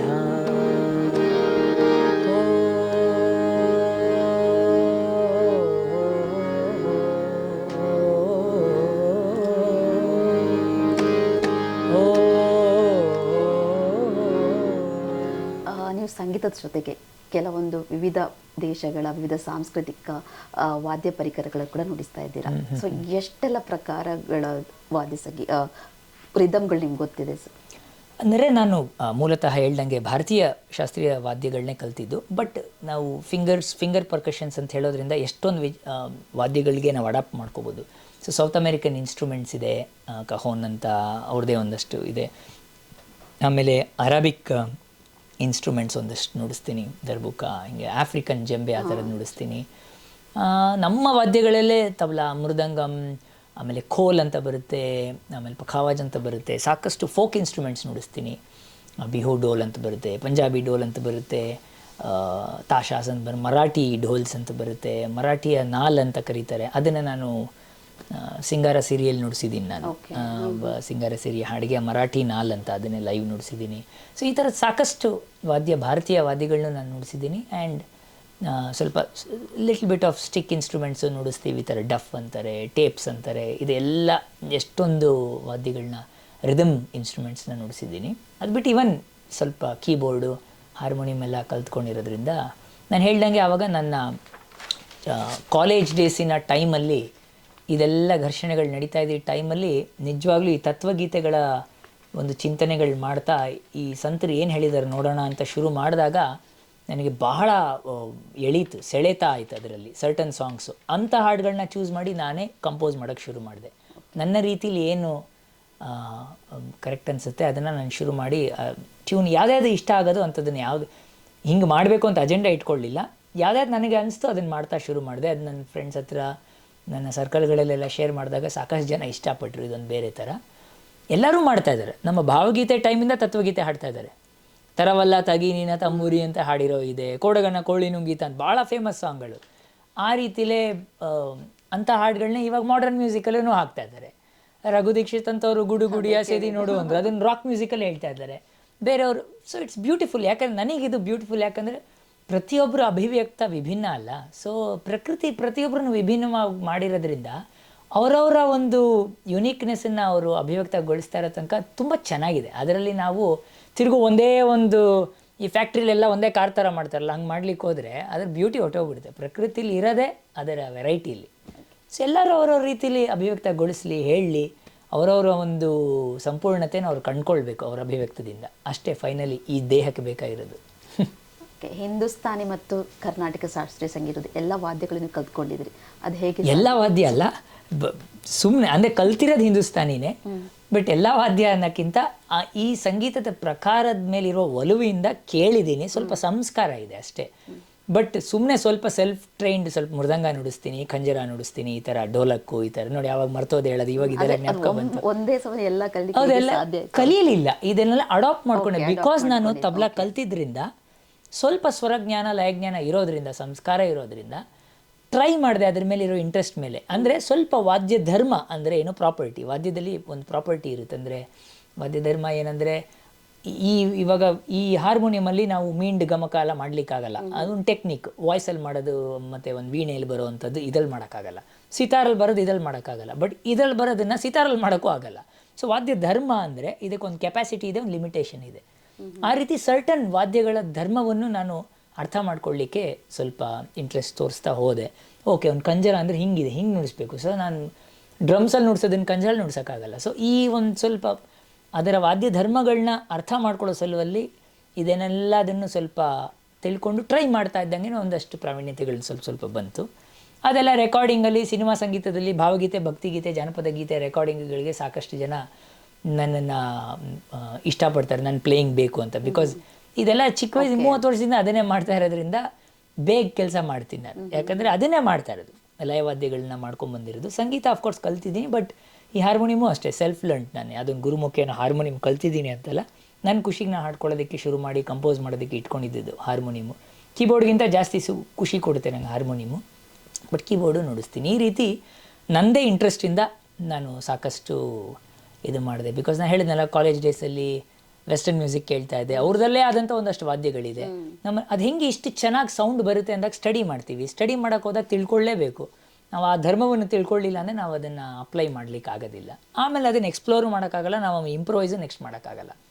ಸೊ ಈ ರೀತಿ ನನ್ನದೇ ಒಂದು ರೀತಿ ಪ್ಯಾರಲಲ್ಲಿ ಇದು ನಡೀತಾ ಇತ್ತು, ಇದು ನಡೀತಾ ಇತ್ತು. ಸೊ ನೀವು ಸಾಹಿತ್ಯ ಬರೆದು ಕಂಪೋಸ್ ಮಾಡಿ ಕನ್ನಡಕ್ಕೆ ಅಷ್ಟೇ ಮಾಡ್ತೀರಾ, ಬೇರೆ ಬೇರೆ ಲ್ಯಾಂಗ್ವೇಜ್ಗಳಿಗೆ ಕೂಡ ಮಾಡ್ತೀರಾ? ಎಷ್ಟು ಅಂದರೆ ನಾನು ಇಂಗ್ಲೀಷ್, ಅಫ್ಕೋರ್ಸ್ ಇಂಗ್ಲೀಷ್ ಸ್ವಲ್ಪ ಮಾಡಿದ್ದೀನಿ. ಯಾಕಂದರೆ ಅದು ಯೋಚನೆ ಮಾಡಿ ಮಾಡಬೇಕಾದಂಥ ಒಂದಷ್ಟು ಪ್ರಾಜೆಕ್ಟ್ಸ್ ಇತ್ತು. ಇಂಗ್ಲೀಷ್ ಒಂದು ಸ್ವಲ್ಪ ಟ್ರೈ ಮಾಡಿದೆ, ಬಿಕಾಸ್ ಆ ಥರ ಸ್ಕೂಲ್ಗಳಲ್ಲಿ ಓದಿ ಇಂಗ್ಲೀಷ್ ಕಲ್ತಿರೋದ್ರಿಂದ ಮಾಡಿದ್ದೀನಿ. ಬಟ್ ನಾನು ಇವತ್ತಿಗೂ ಯಾವ್ದಾರೋ ಒಂದು ವಾದ್ಯದ ಜೊತೆ ಕೂತ್ಕೊಂಡು ಸುಮ್ಮನೆ ನನ್ನ ಖುಷಿಗೆ ಅಂತ ನಾನು ಏನಾದ್ರು ಮಾಡೋಕ್ಕೆ ಶುರು ಮಾಡಿದ್ರೆ ಫಸ್ಟ್ ಬರೋದೇ ನನ್ನ ಮಾತೃಭಾಷೆ ಕನ್ನಡ. ಕನ್ನಡದಲ್ಲೇ, ಬಿಕಾಸ್ ಯಾರಿಗೇ ಆಗಲಿ, ನಾನು ಅಂತಲ್ಲ, ಯಾರಿಗೇ ಆಗಲಿ ಅವರ ಮಾತೃಭಾಷೆ ಅದು ಮೋಸ್ಟ್ ಆಳವಾದ ಸಂಸ್ಕಾರ. ಸೊ ಏನಾರೋ ಒಂದು ಆಳವಾಗಿರೋದನ್ನು ನಾವು ಹೇಳಬೇಕು ಅಥವಾ ಅದನ್ನು ಅಭಿವ್ಯಕ್ತಗೊಳಿಸ್ಬೇಕಂದ್ರೆ ಫಸ್ಟ್ ಬರೋದೇ ನನ್ನ ಪ್ರಕಾರ ಮಾತೃಭಾಷೆ. ಅಂದರೆ ಆ ಭಾವನೆನ ಹೇಳೋದಕ್ಕೆ ಮಾತೃಭಾಷೆಗಿಂತ ಕಂಪ್ಯಾರಿಸನ್ ಇನ್ಯಾವುದಿಲ್ಲ. ಆಮೇಲೆ ನೆಕ್ಸ್ಟ್ ಬರುತ್ತೆ, ಇದನ್ನೆಲ್ಲ ಸರ್ವೈವಲ್ಗೋಸ್ಕರ ಕಲ್ತಿರೋದು ಬಟ್ ಮಾತೃಭಾಷೆ ಈಸ್ ವೆರಿ ಸ್ಪೆಷಲ್. ಸೊ ಕನ್ನಡನೇ ನಂಗೆ ನ್ಯಾಚುರಲಾಗಿ ಬರೋದು. ಸೊ ಸಾಕಷ್ಟು ಆಲ್ಮೋಸ್ಟ್ 98% ನಾನು ಕನ್ನಡದಲ್ಲೇ ಬರೆದಿರೋದು. ಇವನ್ ನೀವು ಈಗ ಕಥಕ್ ಡಾನ್ಸಿಗೆ ಕೂಡ ಒಂದು ಸಂಗೀತ ರೆಗ್ಯುಲರ್ ಆಗಿ ತುಂಬ ಡ್ಯಾನ್ಸರ್ಸ್ಗೆ ನಾನು ಮ್ಯೂಸಿಕ್ ಡೈರೆಕ್ಷನ್ ಮಾಡ್ತಾ ಇರ್ತೀನಿ. ಸಾಕಷ್ಟು ನಾಟ್ ಓನ್ಲಿ ಕಥಕ್ ಅಂತ, ಭರತನಾಟ್ಯಂ, ಕಥಕ್, ಕುಚಿಪುಡಿ, ಆಮೇಲೆ ಮೋಹಿನಿ ಅಟ್ಟಂ, ಇವರು ಎಲ್ಲ ಡ್ಯಾನ್ಸರ್ಸ್ ಈಗಿನ ಕಾಲದಲ್ಲಿ ಇವಾಗ ಎಲ್ಲರೂ ಬರೀ ಒಂದೇ ಶಾಸ್ತ್ರೀಯ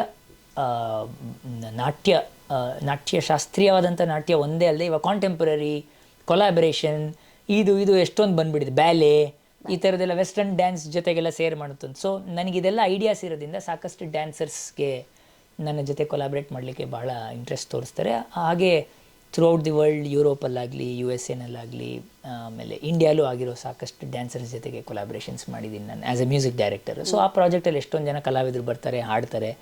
ಅವ್ರಿಗೂ ಕರ್ನಾಟಿಕ್ ಸಿಂಗರ್ಸ್ ಇರ್ತಾರೆ, ಹಿಂದೂಸ್ತಾನಿ ಸಿಂಗರ್ಸ್ ಇರ್ತಾರೆ, ಅವ್ರಿಗೆಲ್ಲರಿಗೂ ಅವಕಾಶ ಸಿಗುತ್ತೆ. ಇದೊಂಥರ ಒಳ್ಳೆ ಇದು, ಬಿಕಾಸ್ ನಾನು ಕಲ್ತಿರೋದಕ್ಕೂ ಅದು ಮ್ಯಾಚ್ ಆಗುತ್ತೆ ಶಾಸ್ತ್ರೀಯ ಸಂಗೀತಕ್ಕೆ. ಹಾಗೆ ಹಲವಾರು ಧಾರಾವಾಹಿಗಳಿಗೆ ಮತ್ತು ಮೈಸೂರು ರಾಮಕೃಷ್ಣ ಆಶ್ರಮಕ್ಕೆ ನೀವು 300ಕ್ಕೂ ಹೆಚ್ಚು ಗೀತೆಗಳನ್ನು ಬರೆದಿದ್ದೀವಿ ಅಂತ. ಮೈಸೂರು ರಾಮಕೃಷ್ಣ ಆಶ್ರಮ ಅಂತಲ್ಲ, ರಾಮಕೃಷ್ಣ ಆಶ್ರಮದ ಸಂಪರ್ಕ ಬಹಳ ನಂಗೆ ಚಿಕ್ಕ ವಯಸ್ಸಿಂದ ಇತ್ತು. ಸೊ ಅದರಲ್ಲಿರೋ ಸಂತರೆಲ್ಲ ಭಾಳ ನಂಗೆ ಪರಿಚಯ ಇದ್ದರು. ಸೊ ಅವರಲ್ಲಿರೋ ಕೆಲವಾದಂತಹ ಒಬ್ಬರು ಹಾಡ್ತಾರೆ ತುಂಬ ಚೆನ್ನಾಗಿ. ಸೊ ಅವರ ಧ್ವನಿ ಮುದ್ರಿಕೆ ಅಂತಾರಲ್ಲ, ಅವರ ಆಲ್ಬಮ್ಸ್, ಸಾಕಷ್ಟು ಆಲ್ಬಮ್ಸ್ಗೆ ಆಲ್ಮೋಸ್ಟ್ ನಾನೊಂದು 350 ಇಂದ 400 ಹಾಡುಗಳಿಗೆ ಮ್ಯೂಸಿಕ್ ಡೈರೆಕ್ಷನ್ ಮಾಡಿಕೊಟ್ಟಿದ್ದೀನಿ. ಅವರ ಹಾಡುಗಳಿಗೇನೆ ನಾನೇ ಕಂಪೋಸ್. ಅದೆಲ್ಲ ಅದು ಆಶ್ರಮದಲ್ಲಿ, ರಾಮಕೃಷ್ಣ ಆಶ್ರಮದಲ್ಲೇ ಹಾಡುವಂತಹ ಹ್ಯೂಜ್ ಕಲೆಕ್ಷನ್ಸ್ ಇದೆ, ಅದರಲ್ಲಿ ಎಲ್ಲ ಇದೆ. ಅದರಲ್ಲಿ ನಮ್ಮ ಕುವೆಂಪು ಅವರು ರಾಮಕೃಷ್ಣರ ನೇರ ಶಿಷ್ಯರಿಂದ ಅವ್ರ ಸಂಪರ್ಕ ಇದ್ದವರು ಅವರು. ಸೊ ಕುವೆಂಪು ಅವರು ಸಾಕಷ್ಟು ಅವರ ಒಡನಾಟ ಇದ್ದಿದ್ದರಿಂದ ಆಶ್ರಮಕ್ಕೆ ಸಾಕಷ್ಟು ಸಾಹಿತ್ಯದಲ್ಲಿ ತುಂಬ ಕೊಡುಗೆ ಕೊಟ್ಟಿದ್ದಾರೆ ಆಶ್ರಮದ ಹಾಡುಗಳಿಗೆ. ಜೀವನದ ಬಗ್ಗೆನೇ ಆಶ್ರಮದ ಹಾಡುಗಳು. ಅದು ಶ್ರೀರಾಮಕೃಷ್ಣರು ಇದ್ದಿದ್ದು ಅವ್ರದ್ದು ಒಂದು ಅದ್ಭುತವಾದಂಥ ಜೀವನ. ನಮ್ಮ ವಿವೇಕಾನಂದ ಗೊತ್ತು, ವಿವೇಕಾನಂದ ಎಷ್ಟು ಇಂಪ್ಯಾಕ್ಟ್ ಮಾಡಿದ್ದಾರೆ ಅಂತ, ಅವ್ರ ಗುರುಗಳವರು. ಸೊ ಅವ್ರು ಹಾಡ್ತಾ ಇದ್ದಿದ್ದು ಎಷ್ಟೋ ಬೆಂಗಾಲಿ ಹಾಡುಗಳನ್ನ ತರ್ಜುಮೆ ಅಂದರೆ ಅನುವಾದ ಮಾಡೋದಕ್ಕೆ ಕುವೆಂಪು ಅವರಾಗಲಿ, ಅವರ ಒಂದು ಟೀಮಲ್ಲಿ ಶಿವರುದ್ರಪ್ಪನವರೆಲ್ಲ ದೊಡ್ಡ ನಾವು ಇವಾಗ ಏನಂತಾರೆ ಬಹಳ ಗೌರವ ಕೊಡುವಂತಹ ಗೌರವಾನ್ವಿತ ಕವಿಗಳು ಅಂತಹ ಬೆಂಗಾಲಿ ಹಾಡುಗಳನ್ನೆಲ್ಲ ಕನ್ನಡಕ್ಕೆ ತರ್ಜುಮೆ ಮಾಡಿದ್ದಾರೆ ಅದ್ಭುತವಾಗಿ. ಆಮೇಲೆ ಸಾಕಷ್ಟು ಜನ ಸನ್ಯಾಸಿಗಳಲ್ಲಿ ಎಲ್ಲವನ್ನೂ ತ್ಯಾಗ ಮಾಡಿ ಜೀವನದ ಅಲ್ಲಿಗೆ ಜೀವನ ಮುಡಿಪಾಗಿಟ್ಟಿರೋರು ತುಂಬ ಚೆನ್ನಾಗಿ ಮ್ಯೂಸಿಕ್ ಮಾಡಿದ್ದಾರೆ ಅದಕ್ಕೆಲ್ಲ ಹಾಡುಗಳಿಗೆ. ಆ ಹಾಡುಗಳನ್ನೆಲ್ಲ ಟ್ಯೂನ್ ಮಾಡಿ ಸಾಕಷ್ಟು ಪಾಪ್ಯುಲರ್ ಆಗಿರೋ ಹಾಡುಗಳಿಗೆ ಧ್ವನಿ ಮುದ್ರಣ ಮಾಡೋದಕ್ಕೆ ನಾನು ಮ್ಯೂಸಿಕ್ ಡೈರೆಕ್ಷನ್ ಮಾಡಿಕೊಟ್ಟಿದ್ದೀನಿ ಸಾಕಷ್ಟು. ಕನ್ನಡ ಮಾತ್ರವಲ್ಲ, ಬೆಂಗಾಲಿ ಲ್ಯಾಂಗ್ವೇಜ್ ಕೂಡ ನೀವು ಸಂಗೀತ ಸಂಯೋಜನೆ ಮಾಡಿದಿರಿ. ಅದು ನಮ್ಮ ಸ್ನೇಹಿತರಿಗೆ, ನಮ್ಮ ಸ್ನೇಹದ ಒಂದು ಬಳಗ ಇದೆ. ಅದು ಅದರ ತಬಲದಿಂದ ಬಂದ ಸ್ನೇಹಿತ ಬಳಗ. ಅಂದರೆ ತಬಲದಿಂದ ಬಂದ ಸ್ನೇಹಿತ ಬಳಗಕ್ಕೆ ಬಿಟ್ಟು ಇದೊಂದು ನನ್ನ ಜೀವನದ ಹಾ. ಒಂದು ಹಾದಿಯಲ್ಲಿ ನನ್ನ ಒಂದು ಏನಂತಾರೆ ಏನಂತಾರೆ ನನ್ನ ಒಂದು ಅಂತರಂಗದ ಜೀವನದಲ್ಲಿ ಒಂದು ಶಾಂತಿ ಕಂಡ್ಕೊಳ್ಳುವಂತಹ ಒಂದು ಪಥದಲ್ಲಿ ಸಾಕಷ್ಟು ಜನಗಳನ್ನ ಮೀಟ್ ಮಾಡಿದ್ದೆ. ಅದರಲ್ಲಿ ಒಬ್ಬರು ಗುಹಾ ಅಂತ ನಂಗೆ ಬಹಳ ನನ್ನ ಜೀವನದ ಒಂದು ಬೆಳಕು ಅಂತ ಹೇಳ್ಬೋದು. ಅವರ ಸಂಘದಲ್ಲಿ ಸಾಕಷ್ಟು ಬೆಂಗಾಲಿಯವರು ಸಾಕಷ್ಟು ಸ್ನೇಹಿತರಿದ್ದಾರೆ. ಅಲ್ಲಿ one of them is A good singer also. ಅವರು ಸ್ವಲ್ಪ ಹಾಡ್ತಾರೆ ಸುಮ್ಮನೆ ನಮ್ಮ ಖುಷಿಗೆ ಅಂತ. ಸಾಕಷ್ಟು ಬೆಂಗಾಲಿ ಹಾಡುಗಳನ್ನ ಸುಮ್ಮನೆ ಹಾಡೋರು. ಅದರಲ್ಲಿ ಒಂದಷ್ಟೆಲ್ಲ ನಾವು ರೆಕಾರ್ಡಿಂಗ್ ಮಾಡಿದ್ದೇವೆ, ಅದೆಲ್ಲ ಪ್ರೈವೇಟಾಗೇ ಇದೆ. ಬಟ್ ಅದರಲ್ಲಿ ನನಗೆ ಅರ್ಥ ಆಯಿತು, ರವೀಂದ್ರನಾಥ್ ಠಾಗೂರ್ ಅವರ ಎಷ್ಟೋ ಹಾಡುಗಳಿಗೆ ನಾನು ಮ್ಯೂಸಿಕ್ ಮಾಡೋಕ್ಕೆ ಶುರು ಮಾಡಿದಾಗ ನನಗೆ ಅರ್ಥ ಆಯಿತು ಎಷ್ಟು ಗಂಭೀರವಾಗಿರುವಂತಹ ಸಾಹಿತ್ಯಗಳು. ಬಿಕಾಸ್ ಅವ್ರು ಎಕ್ಸ್ಪ್ಲೇನ್ ಮಾಡೋರು, ಬೆಂಗಾಲಿ ಆದ್ರೂ ಬೆಂಗಾಲಿ ಹಾಡುಗಳು ಇದ್ರೂ ಅದರ ಹಿಂದೆ ಇರುವಂಥ ತತ್ವ ಒಂದೇ. ನಮ್ಮ ಕನಕದಾಸರು ಬರೀತಾ ಇರೋ ತತ್ವ ಅಥವಾ ಸರ್ವಜ್ಞರು ಹೇಳ್ತಾ ಇರೋ ತತ್ವ ಅಥವಾ ರವೀಂದ್ರನಾಥ್ ಠಾಗೂರ್ ಹೇಳ್ತಾ ಇರೋ ತತ್ವ ಎಲ್ಲೂ ಚೇಂಜ್ ಆಗೋಲ್ಲ. ಸೂರ್ಯನೇ, ಚಂದ್ರನೇ, ಬೆಳಕೆ. ಸೊ ಅವ್ರ ರೀತಿ ಆ ಅಭಿವ್ಯಕ್ತದ ಒಂದು ಯುನೀಕ್ನೆಸ್ಸನ್ನು ನೋಡಿದೆ. ಏನು ಆ ಸಾಹಿತ್ಯದಲ್ಲಿ ಈ ರೀತಿ ಡೈಮೆನ್ಷನಲ್ಲಿ ಆ ವಿಚಾರನ ಹೇಳ್ತಾ ಇದ್ದಾರೆ ಅಂತ. ನಮ್ಮಲ್ಲೂ ಅದ್ಭುತವಾಗಿರುವಂತಹ ಕವಿಗಳು, ಈ ಕುವೆಂಪು ಅವರಾಗಿರಲಿ ಅಥವಾ ದೊಡ್ಡ ದೊಡ್ಡ ಕವಿಗಳು ಇಂತಹ ವಿಚಾರಗಳನ್ನ ಕನ್ನಡದ ನಮ್ಮ ಮಾತೃಭಾಷೆಯಲ್ಲೂ ಎಷ್ಟು ಚೆನ್ನಾಗಿ ಹೇಳಿದ್ದಾರೆ ಅಂತ ಎಲ್ಲ ಮಹಾನ್ ವ್ಯಕ್ತಿಗಳ ಒಂದು ವಿಚಾರಗಳು ಗೊತ್ತಾಗ್ತಾ ಇದೆ. ಎಲ್ಲ ಒಂದು ಕಡೆ ಎಲ್ಲ ಸೇರ್ತಾ ಇದ್ದಾರೆ. ಆ ಒಂದು ವಿಚಾರ ತಿಳ್ಕೊಂಡಷ್ಟು ನಿಮ್ಮಲ್ಲಿ ವಿನಯತೆ ಬರುತ್ತೆ. ನಾವೇನೋ ಅಂದ್ಕೊಂಡಿರ್ತೀವಿ, ಇದು ಬರುತ್ತೆ ಅದು ಬರುತ್ತೆ. ಇಂಥವ್ರದ್ದು ನೋಡ್ತಾ ಇದ್ದಂಗೆ ಏನಪ್ಪ ಒಬ್ಬ ಮನುಷ್ಯ ಈ ಒಂದು ಜನ್ಮದಲ್ಲಿ ಇಷ್ಟೆಲ್ಲ ಮಾಡ್ಬೋದಾ ಅಂತ. ನಮಗೆ ಸ್ವಲ್ಪ ಫ್ರೀ ಇದ್ದರೆ ಇನ್ಸ್ಟಾಗ್ರಾಮು ಫೇಸ್ಬುಕ್ ನೋಡ್ಕೊಂಡಿರೋಣ ಅಂತ ಇರ್ತೀವಿ. ಬಟ್ ಅವ್ರಿಗೆ ಇದೆಲ್ಲ ಎಷ್ಟು ಅವರು ಕ್ರಿಯೇಟಿವ್ ಆಸ್ಪೆಕ್ಟಲ್ಲಿ ತೊಡಗಿಸ್ಕೊಂಡಿದ್ರು. ಅವ್ರಿಗೆ ನಿಜವಾಗ್ಲೂ ಅವರೆಲ್ಲ ಜೀನಿಯಸ್ಗಳು ಅಂತ ಹೇಳ್ಬೋದು ಅಷ್ಟೇ. ಈಗ ನೀವು ಹೆಚ್ಚು ಜನಪ್ರಿಯತೆ ತಂದು ಕೊಟ್ಟಿದ್ದು ನಿಮಗೆ ಕಾಂತಾರದ ಒಂದು ಆ ಹಾಡು ಕರುಮದ ಕಲ್ಲನು. ಹೇಗೆ ಅವಕಾಶ ಸಿಕ್ತು ಸರ್? ಹೇಗಿತ್ತು ಅನುಭವ?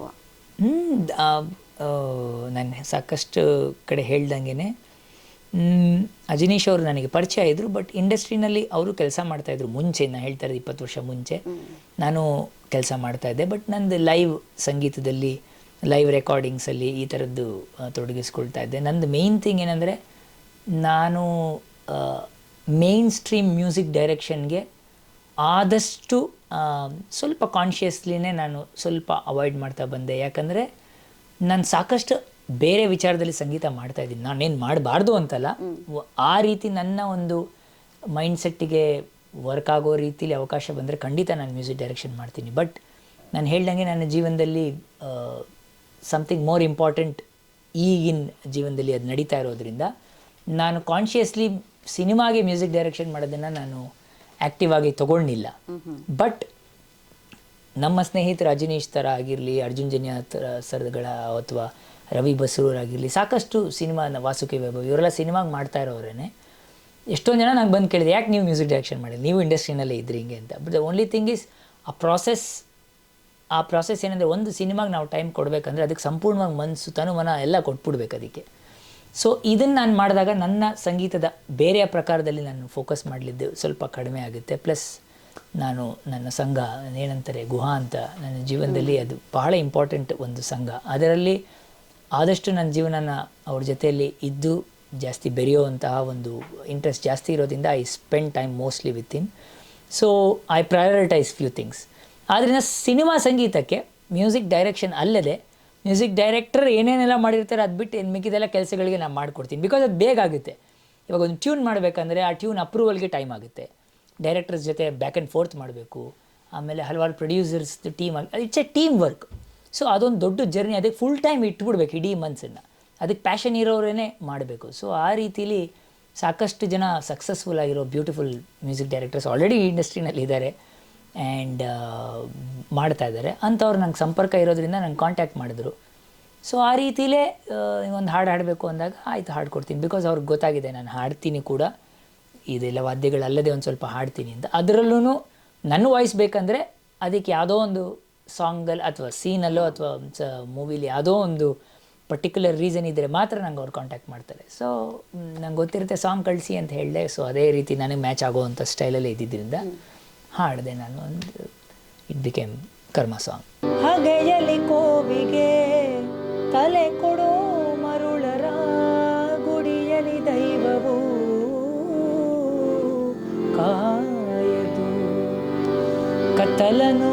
ಬೆಳಗಿಸೋಕೆ ಹಚ್ಚಿಟ್ಟ ದೀಪ ಊರೂರನ್ನೇ ಸುಡುವಂಥ ಜ್ವಾಲೆಯಾಯಿತೇನೋ ಹೇ ಆಹಾ ಹೇ ಓ ಹೇ ನಾ. ಆಮೇಲೆ ಏನಾದರೂ ನಿಮ್ಮ ಲೈಫಲ್ಲಿ ಒಂದು ಬದಲಾವಣೆ ಆಯಿತಾ ಆ ಸಾಂಗ್ ಆದಮೇಲೆ, ಇಲ್ಲ ಅದಕ್ಕಿಂತ ಮುಂಚೆ ನಿಮ್ಮನ್ನು ಜನರು ಗುರುತಿದ್ರ? ಅದೇ ಸಮಾಜದ ಒಂದು ದೃಷ್ಟಿಕೋನದಿಂದ ವೆಂಕಿ ಯಾರು ಅಂತ ಸ್ವಲ್ಪ ಜಾಸ್ತಿ ಜನಗೆ ಗೊತ್ತಾಯಿತು. ಬಟ್ ನನ್ನ ಬದುಕುವ ರೀತಿಯಲ್ಲಿ ಏನು ವ್ಯತ್ಯಾಸ ಆಗಿ, ನಾನು ಹೇಳ್ದಂಗೆ ನಾನು 2016ರಲ್ಲಿ ನಮ್ಮ ಗುಹಾ ಅನ್ನೋರನ್ನ ನಾನು ಭೇಟಿ ಮಾಡಿದಾದ್ಮೇಲೆ ಏನು ಬದಲಾವಣೆಗಳು ನಿಜವಾಗ್ಲೂ ಆಗಬೇಕು ಅಂತರಂಗ ಬದುಕಲ್ಲಿ ಅದು ಶುರು ಆಯಿತು ಆ ಪ್ರಾಸೆಸ್ಸು. ಸೊ ಅದು ನನ್ನ ಪ್ರಕಾರ ಜಸ್ಟ್ ಬಿಕಾಸ್ ಆಫ್ ಸಮಾಜದಲ್ಲಿ ಯಾವುದೋ ಒಂದು ಸಾಧನೆಯಿಂದ ನಮ್ಮ ಅಂತರಂಗ ಬದುಕಲ್ಲಿ ಬದಲಾವಣೆ ಆಗುತ್ತೆ ಅಂತ ನನಗೆ ಯಾವುದೇ ರೀತಿಯ ಒಂದು ಇಲ್ಯೂಷನ್ ನನಗಿರಲಿಲ್ಲ. ನನಗಿದು ಗೊತ್ತಿತ್ತಿದ್ದು ಇದು ಲಕ್ಕನ್ನ ನಾವು ಹಿಂಬಾಲಿಸ್ಲಿಕ್ಕಾಗಲ್ಲ. ಲಕ್ಕು ಮತ್ತು ಆ್ಯಕ್ಸಿಡೆಂಟ್ ಅನ್ನೋದು ನಮಗೆ ಗೊತ್ತಿಲ್ಲದೆ ಎರಡು ವಿಷಯಗಳು. ಬಟ್ ಸಾಧನೆ ಮತ್ತು ಡಿಸಿಪ್ಲಿನ್, ಒಲವು ಮಾಡ್ತಾ ಇರುವಂತಹ ಕೆಲಸದಲ್ಲಿ ಇದಿಷ್ಟು ನಮ್ಮ ಕೈಯಲ್ಲಿರೋದು. ಅದನ್ನು ನಾವು ಮಾಡ್ಕೊಂಡು ಹೋದರೆ ಯಾವುದೋ ಒಂದು ರೀತಿಲಿ ಎಲ್ಲೋ ಒಂದು ಕಡೆ ಪ್ರಕೃತಿ ಒಂದು ಅವಕಾಶಗಳು ಮಾಡಿಕೊಡುತ್ತೆ. ಅವಕಾಶದಿಂದ ಏನು ಬರಬೇಕೋ ಬರುತ್ತೆ ಅಂತ. ಬಟ್ ನಮ್ಮ ಅಂತರಂಗ ಬದುಕಲ್ಲಿ ಸಮತೋಲನ ಕಾಪಾಡ್ಕೊಳ್ಳೋದಕ್ಕೆ ಬೇರೆ ಆದಂತಹ ಒಂದು ಪರಿವರ್ತನೆಗಳೇ ಆಗಬೇಕು. ಅದರಲ್ಲಿ ನನ್ನ ಕೈಯಲ್ಲಿ ಅದೇನೂ ಇಲ್ಲ ಅಂತ ನನಗೆ ಗೊತ್ತಾಯಿತು. ಅದ್ರ ಪಾಡದು ನಡೀತಾ ಇತ್ತು. ಬಟ್ ಅದರದೇ ಆದಂಥ ಒಂದು ಆಕರ್ಷಣೆ ಬೇರೆ ರೀತಿಯಲ್ಲಿ ನನ್ನ ತೊಗೊಂಡು ಹೋಗ್ತಾಯಿತ್ತು. ಅದ್ರ ಜೊತೆ ಇದು ಮಧ್ಯದಲ್ಲಿ ಬರ್ತಾ ಹೋಯಿತು. ಸೊ ನಾನು ಎರಡನ್ನೂ ಬಿಟ್ಟಿಲ್ಲ, ಮಾಡ್ತಾ ಹೋಗ್ತಾ ಇದ್ದೀನಿ, ಖುಷಿಯಾಗೇ ಇದ್ದೀನಿ. ನನಗೆ ಯಾವುದೇ ರೀತಿ ಏನಂತಾರೆ ಹಂಗಾಗ್ಬೋದಾಗಿತ್ತು ಹಿಂಗಾಗ್ಬೋದಾಗಿತ್ತು ಅನ್ನೋ ರೀತಿ ಇವಾಗ ಇಲ್ಲ. So it's fine. ಇವಾಗ ನೀವು ಹಲವಾರು ಮಕ್ಕಳಿಗೆ, ಸ್ಟೂಡೆಂಟ್ಗಳಿಗೆ ನೀವು ಸಂಗೀತ ತರಬೇತಿಯನ್ನು ಕೂಡ ಕೊಡ್ತಿದ್ದೀರಾ. ವಿದೇಶದಲ್ಲೂ ಕೂಡ ನೀವು ಸಂಗೀತ ಕ್ಲಾಸ್ ತಗೊಳ್ತಿದ್ದೀರಾ. ಈಗ ಭಾರತ ಮತ್ತು ಅಮೇರಿಕಾದಲ್ಲಿರುವ ಸ್ಟೂಡೆಂಟ್ಗಳಿಗೆ ಸ್ವಲ್ಪ ಡಿಫ್ರೆನ್ಸ್ ಇರುತ್ತೆ. ಅದು ಹೇಗಿರುತ್ತೆ ಅಂದರೆ ಟೀಚಿಂಗಲ್ಲಿ ನೀವು ಹೇಗೆ ಮ್ಯಾನೇಜ್ ಮಾಡ್ತೀರಾ? ಅಂದರೆ ಇವಾಗ Europe U S, mainly Europe U S ಅಲ್ಲಿ ನಾನು ಹೇಳ್ಕೊಡ್ತಾ ಇರೋದು. ಅಂದರೆ ಅಫ್ಕೋರ್ಸ್ ಇವಾಗ ನಾನು ಭಾರತೀಯ ಸಂಗೀತನ ಹೇಳ್ಕೊಡ್ಬೇಕು ಅಂದರೆ ನಮ್ಮ ಭಾರತೀಯರಿಗೆ ಸ್ವಲ್ಪ ಬೇಗ ಪಿಕಪ್ ಮಾಡ್ತಾರೆ. ಅಮೇರಿಕಾಲೂ ಎಷ್ಟೊಂದು ಜನ ಭಾರತೀಯರಿದ್ದಾರೆ, ಯುರೋಪಲ್ಲೂ ಇದ್ದಾರೆ, ಅಮೇರಿಕಾಲಿ ಸ್ವಲ್ಪ ಜಾಸ್ತಿ ಇದ್ದಾರೆ ನನ್ನ ಸ್ಟೂಡೆಂಟ್ಸ್. ಸೊ ಅವ್ರಿಗೆ ಅಂದರೆ ಇಂಡಿಯನ್ಸ್ಗೆ ಬಾರ್ನ್ ಆಗಿರೋರಿಗೆ, ಭಾರತೀಯವ್ರಿಗೆ ಹೇಳ್ಕೊಟ್ಟಾಗ ಇದನ್ನು ಸ್ವಲ್ಪ ಚೆನ್ನಾಗಿ ಹೀರ್ಕೊಳ್ತಾರೆ. ಬಟ್ ಎಷ್ಟೊಂದು ಜನ ಫಾರಿನರ್ಸ್ ಇದ್ದಾರೆ, ಅವರಲ್ಲಿ ನಾನು ಕಂಡುಹಿಡಿದಿರೋಂಥ ಅವರಲ್ಲಿರೋ ಡೆಡಿಕೇಶನ್, ಅವರಲ್ಲಿರೋ ಸಿನ್ಸಿಯಾರಿಟಿ, ಅವರಲ್ಲಿರೋ ಡಿವೋಷನ್, ಅದು ನನಗೆ ಯಾವಾಗಲೂ ಆಶ್ಚರ್ಯ ಬರುತ್ತೆ. ನನಗೆ ಹೆಂಗೆ ಅಂದರೆ ಎಷ್ಟು ಅವ್ರಿಗೆ ಭಾರತೀಯ ಸಂಗೀತ ಬೇಗ ಹೀರ್ಕೊಳ್ಳೋದಕ್ಕೆ ಕಷ್ಟ, ಸ್ವಲ್ಪ ಟೈಮ್ ಬೇಕು. But because of the devotion and dedication ಮತ್ತು ಸಿನ್ಸಿಯಾರಿಟಿಲಿ ಅವರು ಕೋಪಪ್ ಮಾಡ್ತಾ ಇದ್ದಾರೆ. ಅಂದರೆ ಟೀಚರ್ದು 15% ಕಾಂಟ್ರಿಬ್ಯೂಷನ್, 85% ಸ್ಟೂಡೆಂಟ್ದು ಟ್ಯಾಲೆಂಟು ಮತ್ತು ಇದರಲ್ಲಿ ಇರೋದು. ಇಲ್ಲಾಂದರೆ ಎಲ್ಲರೂ ಫೇಮಸ್ ಆಗ್ಬಿಡ್ಬೋದು, ಎಲ್ಲರೂ ಈಕ್ವಲ್ ಆಗಿ ಮಾಡ್ಬೋದು, ಆಗಲ್ವಲ್ಲ. ಸೊ ಬೀಜಗಳನ್ನ ಹಿಂಗೆ ಹಾಕ್ತೀರಾ ಭೂಮಿಲಿ, ಬಟ್ ಕೆಲವಾದಂಥದ್ದು ಆಗೋದು ಗಿಡ ಮರ ಆಗಿ. ಸೊ ಆ ರೀತಿಯಲ್ಲಿ ಎರಡೂ ಚೆನ್ನಾಗಿದೆ. ಬಟ್ ಫಾರಿನ್ ಅವರ ಸ್ಟೂಡೆಂಟ್ಸ್ಗೆ ಅಂದರೆ ಎಸ್ಪೆಷಲಿ ಅಂಥವ್ರಿಗೆ ನಮ್ಮ ಭಾರತೀಯ ಎಸ್ಪೆಷಲಿ ನಮ್ಮ ಸಂಗೀತನ ನಾವು ಶೇರ್ ಮಾಡಿದಾಗ ಅವ್ರಿಗೆ ತುಂಬಾ ಏನಂತಾರೆ ಒಂದು ಆಕರ್ಷಣೆ ಇದೆ, ಇದ್ರ ಬಗ್ಗೆ ಆಕರ್ಷಣೆ ಇದೆ. ಯಾರು ಅದನ್ನು ಸೀರಿಯಸ್ ಆಗಿ ತೊಗೊಂಡ್ರೆ ಅಲ್ಲಿ ಅವರು ಅದನ್ನು ಸಂಪೂರ್ಣವಾಗಿ ಮಾಡದೆ ಬಿಡಲ್ಲ. ನಾನೇನೋ ಹೇಳ್ಕೊಟ್ಟು ಓಕೆ ಮುಂದಿನ ವಾರ ಸಿಗೋಣ ಇದನ್ನು ಒಪ್ಸು ಅಂದರೆ ಅವ್ರು ಮಾಡೇ ಮಾಡ್ತಾರೆ. ಅಂದರೆ ಅದು ಬರದೇ ಇರಲಿ, ಅವ್ರಿಗೆ ಗೊತ್ತಿರೋ ರೀತಿಲಿ ಅವರ ಕಾನ್ಷಿಯನ್ಸಲ್ಲಿ ಅದೇನು ಕರೆಕ್ಟ್ ಅನಿಸುತ್ತೆ ಅದನ್ನು ಮಾಡಿ ತೋರಿಸ್ತಾರೆ. ಆ ಸಿನ್ಸಿಯಾರಿಟಿ ಸಾಕಷ್ಟಿದೆ.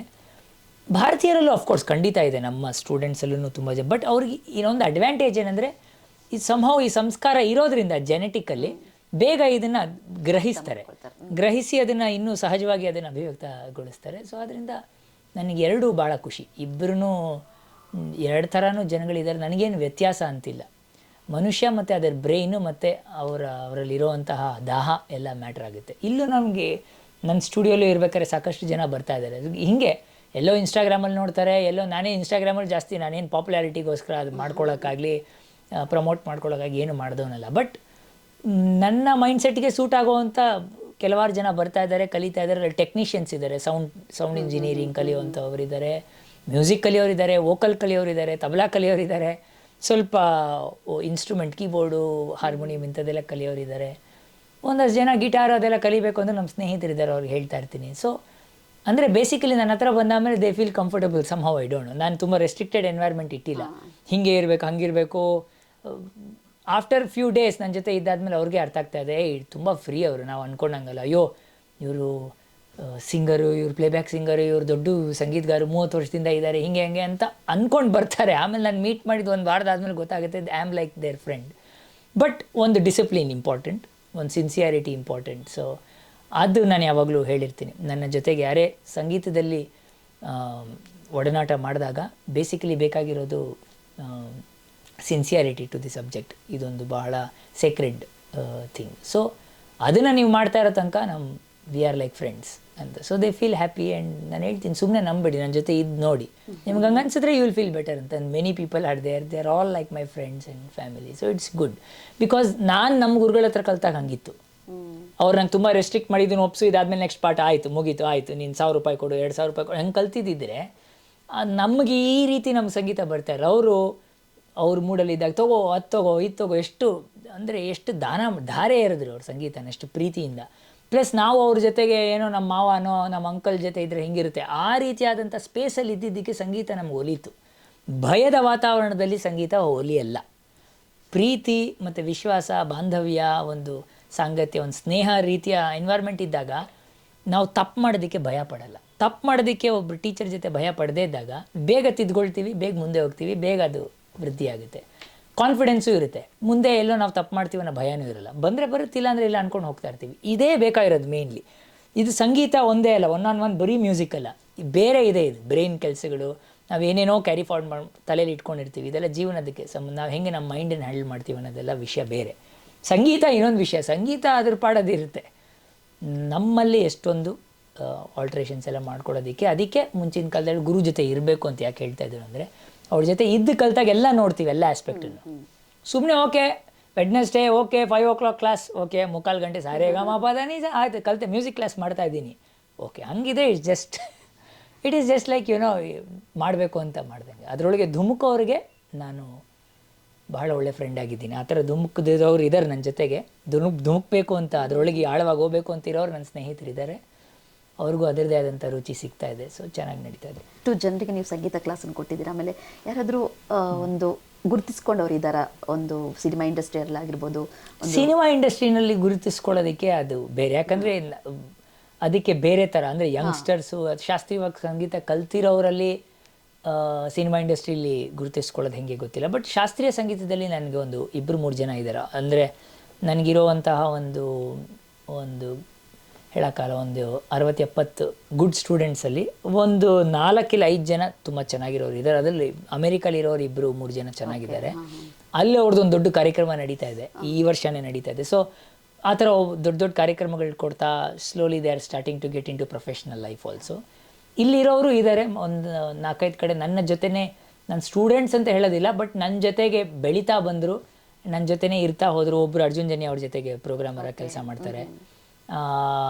ಇನ್ನೊಬ್ಬರು ಇವಾಗಿರೋ ಎಲ್ಲ ಕೋರಸ್ ಮತ್ತು ಕಾಯಿರ್ ಎಲ್ಲ ಸಿನಿಮಾಗೆ, ಇವಾಗ ನೀವು ಕೇಳೋವಂಥ ಎಲ್ಲ ಸಿನಿಮಾ ಸಂಗೀತದಲ್ಲೂ ಕೋರಸ್ಗೆ ಕಂಡಕ್ಟ್ ಮಾಡೋವಂಥ ಒಬ್ಬ ಹುಡುಗ ನಮ್ಮ ಜೊತೆಗಿರೋವನೇ. ತುಂಬ ಒಳ್ಳೆ ಟ್ಯಾಲೆಂಟೆಡ್, ಭಾಳ ಹಂಬಲ್ ಹುಡುಗ.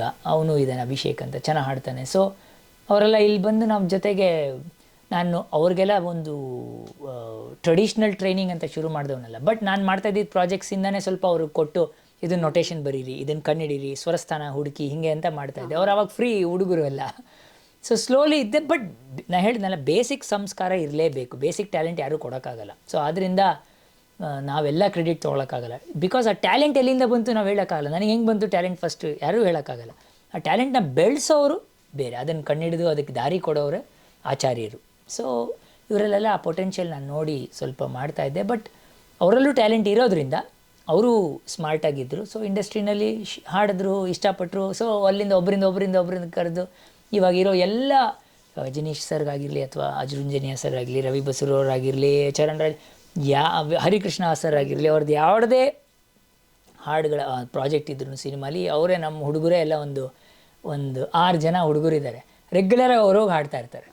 ಸೊ ಕೋರಸ್ಸಲ್ಲಿ ಇವಾಗ ಕಾಂತಾರದ್ದು ಬಂತು, ಸ್ವಲ್ಪ ಕೋರಸ್ ಆಡ್ಬೇಕಂದ್ರೆ ಅವ್ರಿಗೆ ಇಲ್ಲಿ ನಮ್ಮ ಫ್ಯಾಮಿಲಿ ಇಲ್ಲಿ ಇದ್ದಂಗೆ ಅವ್ರಿಗೆ ಇಲ್ಲಿ ಬಂದು ನಮ್ಮ ಸ್ಟುಡಿಯೋಲಿ ಖುಷಿಯಾಗಿ ಹಾಡಿದ್ರೆ ಪಿಕ್ನಿಕ್ ಥರ ಅವ್ರಿಗೆ ಜೋಕ್ ಮಾಡ್ಕೊಂಡು ರೆಕಾರ್ಡಿಂಗ್ ರಾತ್ರಿ ಆಗಲು ಹೋಗೋದು ಗೊತ್ತಾಗಲ್ಲ. ಅವನು ಕಂಫರ್ಟ್ ಝೋನ್. ಬಿಕಾಸ್ ಸಂಗೀತ ಇದೆ, ಸಂಗೀತ ತಿಳ್ಕೊಂಡಿದ್ದಾರೆ, ಹಾಡು ಕೇಳಿ ಅದಕ್ಕೆ ಹೆಂಗೆ ಲೇಯರ್ಸ್ಗಳು ಆ್ಯಡ್ ಮಾಡಬೇಕು ಮಾಡಿಕೊಂಡು it's A very friendly environment. ಅದೊಂದು. ಸರ್, ಇದು ಸುರು ಪ್ರೊಡಕ್ಷನ್ ಅಂತ ಇದೆ, ಅದರ ಬಗ್ಗೆ ಏನು ಹೇಳ್ತೀರಿ? ಯಾವಾಗ ಹುಟ್ಟಿತು? ಸುರ್ ಪ್ರೊಡಕ್ಷನ್ಸ್ ನಮ್ಮ ಗುರುಗಳು ಅಂದರೆ ಗುಹಾ ಅವರು ನನಗೆ ಸಜೆಸ್ಟ್ ಮಾಡಿದ್ರು. ನಾನು ಇದೇ ಥರ ಇಂಡಿವಿಜುವಲ್ ಆಗಿ ಮಾಡ್ಕೊಂಡು ಹೋಗ್ತಾ ಇದ್ದೆ. ಒಂದೇನು ನಾನು ಇಂಡಿವಿಜುವಲ್ ಆರ್ಟಿಸ್ಟ್ ಆಗಿದ್ದೆ, ಫ್ರೀಲ್ಯಾನ್ಸ್ ಥರ. ಆವಾಗ 2017 ಅವರು ಸಲಹೆ ಕೊಟ್ಟರು, ನಿಂದೇ ಆದಂಥ ಒಂದು ಜಾಗ ಮಾಡು. ಹಲವಾರು ಸ್ಟುಡಿಯೋಗೆ ಹೋಗಿ ಹಾಡೋದು ಕೆಲಸ ಮಾಡೋದು ಇದ್ದೇ ಇರುತ್ತೆ. ನಿಂದೆ ಅಂತ ಒಂದು ಜಾಗ ಮಾಡ್ಕೊ, ಆಮೇಲೆ ನೀನೇನು ತಿಳ್ಕೊಂಡಿದ್ಯಾ ಅದನ್ನು ನೀನು ಹಂಚು. ಅಂದರೆ ನೋಡು, ಯಾರಿಗೆ ನೀನು ಭೇದ ಭಾವ ಏನು ಮಾಡಬೇಡ, ಯಾರು ಬರ್ತಾರೆ ಅವ್ರಿಗೆ ನೀನು ಬೆಸ್ಟ್ ಕೊಡು. ಸೊ ನಿನ್ನ ಏನು ಸ್ವಲ್ಪ ಸಂಗೀತ ಬರುತ್ತೆ, ಏನು ಕಲ್ತ್ಕೊಂಡಿದ್ಯಾ ಪ್ರಾಮಾಣಿಕವಾಗಿ, ಅದನ್ನು ಪ್ರಾಮಾಣಿಕವಾಗಿ ಹಂಚು.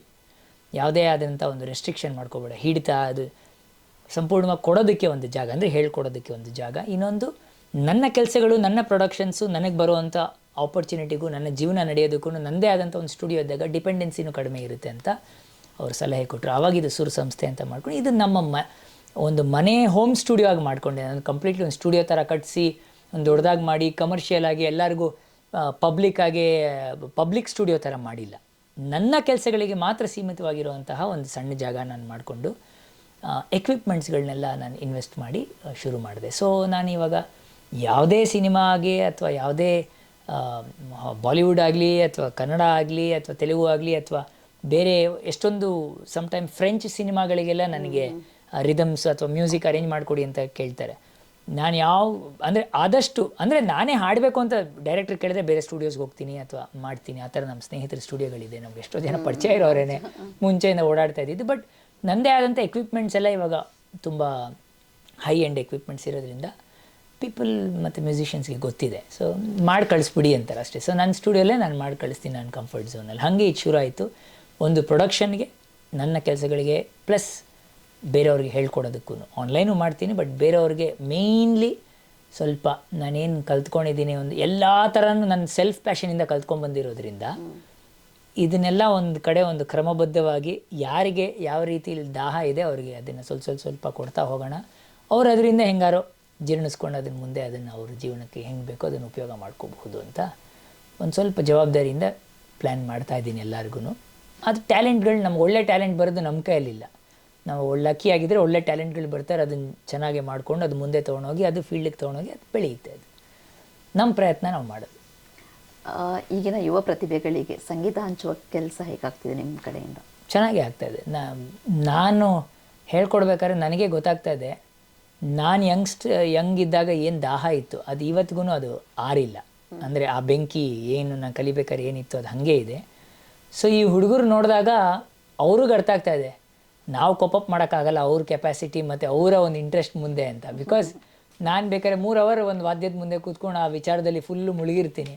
ನಮ್ಮ ಹುಡುಗರು 1.5 ಅವರ್ 2 ಅವರ್ ಆದಮೇಲೆ ಸ್ವಲ್ಪ, ಬಿಕಾಸ್ ಈಗಿನ ಜನ್ರೇಷನ್ದು, ಬಿಕಾಸ್ ಅದೇ ಹೇಳೋದು, ಸ್ಕಿಲ್ ಬೇರೆ, ಟ್ಯಾಲೆಂಟ್ ಬೇರೆ, ಕೆಪಾಸಿಟಿ ಬೇರೆ, ಬಟ್ ದಾಹ ಅನ್ನೋದು ಕೊಡೋಕ್ಕಾಗಲ್ಲ, ಹಸಿವು ಅನ್ನೋದು ಕೊಡೋಕ್ಕಾಗಲ್ಲ. ನಾವೆಲ್ಲ ಆ ಟೈಮಿಂದ ತುಂಬ ಮ್ಯೂಸಿಕ್ಗೋಸ್ಕರ ಮನೆಯಲ್ಲೆಲ್ಲ ಗಲಾಟೆ ಮಾಡಿ ಎಲ್ಲ ಓಡಿ ಹೋದವರು ಫ್ಯಾಮಿಲಿಯಿಂದ. ಸೊ ಈ ರೀತಿ ಇತ್ತು ನಮಗೆ ಹಸಿವು ಎಲ್ಲ. ಸೊ ಅದು ಹಾಗೇ ಇದೆ, ಆ ಒಂದು ಬೆಂಕಿ, ಆ ಒಂದು ಪ್ಯಾಷನ್, ಪ್ರೀತಿ ಹಾಗೇ ಇದೆ. ಅದನ್ನು ಅವರು ಚೆನ್ನಾಗಿ ನೋಡ್ತಾ ಇದ್ದಾರೆ. ಎಷ್ಟೊಂದು ಜನ ನನ್ನ ಜೊತೆಗೆ ಇದ್ದಾಗ, ಅವ್ರು ನನ್ನ ಜೊತೆ ಅವರ್ಗಳ್ಗಟ್ಟಲೆ ಕೂತಿದ್ದಾಗ ಒಂದು ಯಾವುದೋ ಪ್ರೊಡಕ್ಷನ್ ಮಾಡ್ತಾಯಿದ್ರೆ, ಕಂಪೋಸ್ ಮಾಡ್ತಾಯಿದ್ರೆ ಅಥವಾ ಮ್ಯೂಸಿಕ್ ಮಾಡ್ತಾಯಿದ್ರೆ ನಾನು ಎದ್ದೇಳೋದಿಲ್ಲ. ಆಮೇಲೆ ಎದ್ದೇಳೋ ಟೈಮಲ್ಲಿ ನಮ್ಮ ಬೆನ್ನು ಕೈ ಎಲ್ಲ ನೋವ್ತಾ ಇರುತ್ತೆ. ಅಂದರೆ ಗೊತ್ತಿರಲ್ಲ, ಅಷ್ಟು ಒಳಗಡೆ ಇರ್ತೀವಿ ಅದರೊಳಗೆ. ಆ ರೀತಿಯ ಒಂದು ಪ್ಯಾಷನ್ನ ಅವ್ರು ಅಟ್ಲೀಸ್ಟ್ ನಾನು ಇರೋ ರೀತಿಲಿ ನೋಡಿ ಕಲಿಬೋದು. ಇದನ್ನು ನಾನು ಹೇಳಿ ಲೆಕ್ಚರ್ ಕೊಟ್ಟು ಬರೋಲ್ಲ. ಇದು ಅವ್ರು ನಾನು ಹೆಂಗೆ ಬದುಕ್ತಾ ಇದ್ದೀನಿ ನೋಡ್ತಾ ಇದ್ದಂಗೆ ನನಗೆ ಗೊತ್ತಾಗುತ್ತೆ. ಸೊ ಒಂದಷ್ಟು ಜನ ನನ್ನ ಜೊತೆಗಿರೋ ಹತ್ತಿರವಾಗಿರೋರು ನೋಡ್ತಾ ಇದ್ದಾರೆ. ನಾನು ಹೇಳ್ತೀನಿ, ಸುಮ್ಮನೆ ನಾನು ನಂಬೇಡ, ಸುಮ್ಮನೆ ನಾನು ಮಾತಾಡ್ತೀನಿ ಅಂತ ಕೇಳ್ಬಿಟ್ಟು ಬಂದುಬಿಟ್ರೆ ನನ್ನ ಜೊತೆಗೆ ನೀವೇನು ವೆರಿಫೈ ಮಾಡೋಕ್ಕಾಗಲ್ಲ. ನಾನು ಹೆಂಗಿದ್ದೀನಿ ನೋಡು, ನಾನು ಹೆಂಗಿದ್ದೀನಿ ನೋಡಿ ಕಲೀರಿ. ಅದು ನಿಮ್ಮ ಜೀವನದಲ್ಲಿ ಅದು ನಿಮ್ಮ ಪಾಠ ಆಗುತ್ತೆ. ವಿದ್ಯೆ ಏನು ಯಾರ ಥರ ಕಲಿಬಹುದು, ಒಳ್ಳೆ ಟೀಚರ್ ಸಿಕ್ಕಿದ್ರೆ ಖಂಡಿತ ಕಲಿಬೋದು, ವಿಚಾರಗಳನ್ನ ಕಲ್ತ್ಕೋಬೋದು. ಬಟ್ ಆಚಾರ ಮತ್ತು ಈ ಒಂದು ಪ್ಯಾಷನ್ ಹೇಳ್ಕೊಡೋದು ತುಂಬ ಕಷ್ಟ. ಅದಿದ್ದರೆ ನೋಡಿ ಕಲಿತಾರೆ ಅಷ್ಟೇ. ಓಕೆ, ಮುಂದಿನ ಯೋಜನೆಗಳ ಬಗ್ಗೆ ಏನಾದರೂ ಹೇಳ್ಬೋದು ಸರ್? ಮುಂದೆ ನಾನು ಫ್ರೀ ಆದಾಗ, ಯಾವಾಗ ಫ್ರೀ ಆಗ್ತೀನಿ, ನನ್ನ ಸಂಗೀತ ಅನ್ನೋಕ್ಕಿಂತ ನನ್ನಲ್ಲಿ ಹಲವಾರು ಹಾಡುಗಳು ಮತ್ತು ಹಲವಾರು ವಿಚಾರಗಳು, ನನ್ನ ಅನುಭವದ ಒಂದು ರೀತಿಯಲ್ಲಿ ಬಂದಿರುವಂಥ ಹಾಡುಗಳು, ನಾನೇ ಬರೆದಿಟ್ಟಿರುವಂಥ ಹಾಡುಗಳು ಎಷ್ಟೊಂದಿದೆ. ಅದು ಎಲ್ಲ ಮಾಡಿಟ್ಟಿದ್ದೀನಿ. ಬಟ್ ಅದಕ್ಕೇನೆಂದರೆ ಅದನ್ನು ಇನ್ನೊಂದು ಸ್ವಲ್ಪ ಬ್ಯಾಲೆನ್ಸಿಂಗ್ ಮಾಡೋದಾಗಲಿ, ಇನ್ನೊಂದು ಸ್ವಲ್ಪ ರಿದಮ್ಸು ಅಥವಾ ಒಂದು ಸ್ವಲ್ಪ ಕೋರಸ್ ಕೆಲಸ ಎಲ್ಲ ಬಾಕಿ ಇದೆ. ಅದು ಮಾಡಿ ಅದನ್ನು ಆಡಿಯೋ ಫಸ್ಟ್ ರಿಲೀಸ್ ಮಾಡಿ ನಮ್ಮ ಚಾನಲಲ್ಲಿ.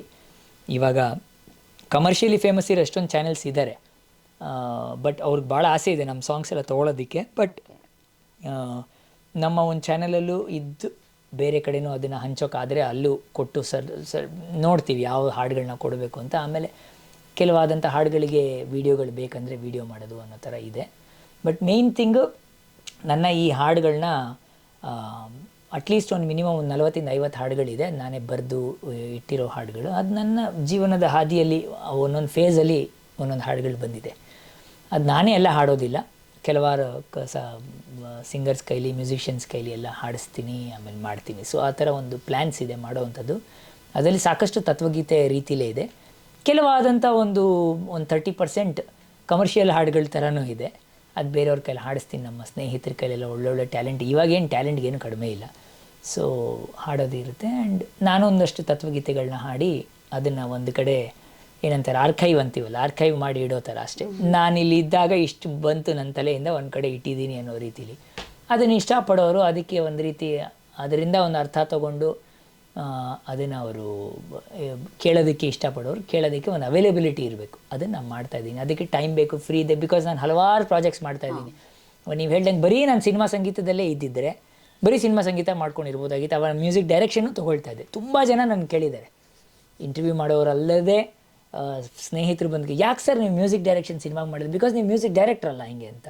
ನನಗೇನು ಗೊತ್ತಿಲ್ಲ ಅಂತಲ್ಲ, ಬಟ್ ನಾನು ಇದೆಲ್ಲ ಮಾಡಲಿಕ್ಕೆ ಆಗೋದಿಲ್ಲ. ಫುಲ್ ಹಾರ್ಟ್ ಕೊಡಬೇಕು, ಅದಕ್ಕೆ ಹಾರ್ಟ್ ಆ್ಯಂಡ್ ಮೈಂಡ್ ಕೊಡಬೇಕು. ಆ್ಯಂಡ್ ನಾನು ಹೇಳ್ದಂಗೆ ದೇರ್ ಈಸ್ ಒಂದು also personal thing, personal priority. ನನಗೆ ನಮ್ಮ ಗುಹಾ ಅವರ ಸಾಂಗತ್ಯದಲ್ಲಿ ಅವರ ಬದುಕು ಇರುವಂತಹ ಒಂದು ವೇಳೆಯಲ್ಲಿ ಅವ್ರ ಜೊತೆ ಇರಬೇಕಾಗಿರುವಂತಹ ಪ್ರಯಾರಿಟಿ ತುಂಬ ಸ್ಟ್ರಾಂಗ್ ಆಗಿರೋದ್ರಿಂದ ಇಟ್ಸ್ ಮೈ ವೈಯಕ್ತಿಕವಾದಂಥ ಡಿಸಿಷನ್. ಬಟ್ ಸಿನಿಮಾ ಫೀಲ್ಡಲ್ಲಿ ನಾನು ಇದ್ದೀನಿ, ಆ್ಯಕ್ಟಿವ್ ಆಗೇ ಇದ್ದೀನಿ, ಹಾಡ್ತಾ ಇದ್ದೀನಿ, ಬ್ಯಾಕ್ಗ್ರೌಂಡ್ ಸ್ಕೋರಿಗೆ ಹೆಲ್ಪ್ ಮಾಡ್ತಾ ಇದ್ದೀನಿ. ಎಷ್ಟೊಂದು ಜನ ಇಂಡಿವಿಜುವಲ್ ಆಲ್ಬಮ್ ಮಾಡೋ ಹುಡುಗರಿಗೆ ಮ್ಯೂಸಿಕ್ ಮಾಡಿಕೊಡ್ತಾ ಇದ್ದೀನಿ, ಅರೇಂಜ್ ಮಾಡಿಕೊಡ್ತಾ ಇದ್ದೀನಿ. Offbeat cinema, art cinema, theatrical production ಅದರಲ್ಲೂ ಇದ್ದೀನಿ.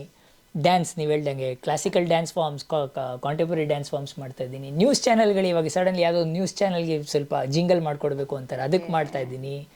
ಆ್ಯಂಡ್ ಸಡನ್ಲಿ ಇವಾಗ ದೊಡ್ಡ ದೊಡ್ಡ ಫೆಸ್ಟಿವಲ್ಗಳು ನಡೀತೆ, ಸಂಗೀತದ world music festivals, jazz music festivals, ಇಂಥ ಕಡೆ ಎಲ್ಲ some of the musicians live music ನುಡಿಸೋರಿಗೆ ಸರ್ಟನ್ ಟ್ರ್ಯಾಕ್ಗಳು ಮಾಡಿಕೊಡ್ಬೇಕು ನಾನು ಅವ್ರಿಗೆ, ಬೇಸ್ ಮ್ಯೂಸಿಕ್ಕು ಅಂಥದ್ದನ್ನು ಮಾಡಿಕೊಡ್ತಾ ಇರ್ತೀನಿ. ಸೊ ಸಾಕಷ್ಟು ಕಡೆ ನಾನು ಬ್ಯುಸಿ ಇರ್ತೀನಿ. ಸೊ ವರ್ಷದಲ್ಲಿ ಅಟ್ಲೀಸ್ಟ್ ಒಂದು 2 times ನಾನು ಅಬ್ರಾಡ್ ಟ್ರಾವೆಲು ಮಾಡ್ತಾ ಇರೋದ್ರಿಂದ ಅಲ್ಲೊಂದು ಪಾಠ ಹೇಳ್ಕೊಡೋದಿರುತ್ತೆ, ವರ್ಕ್ಶಾಪ್ಸ್ ಇರುತ್ತೆ, ಕಾನ್ಸರ್ಟ್ಸ್ ಇರುತ್ತೆ, ರೆಕಾರ್ಡಿಂಗ್ಸ್ ಇರುತ್ತೆ.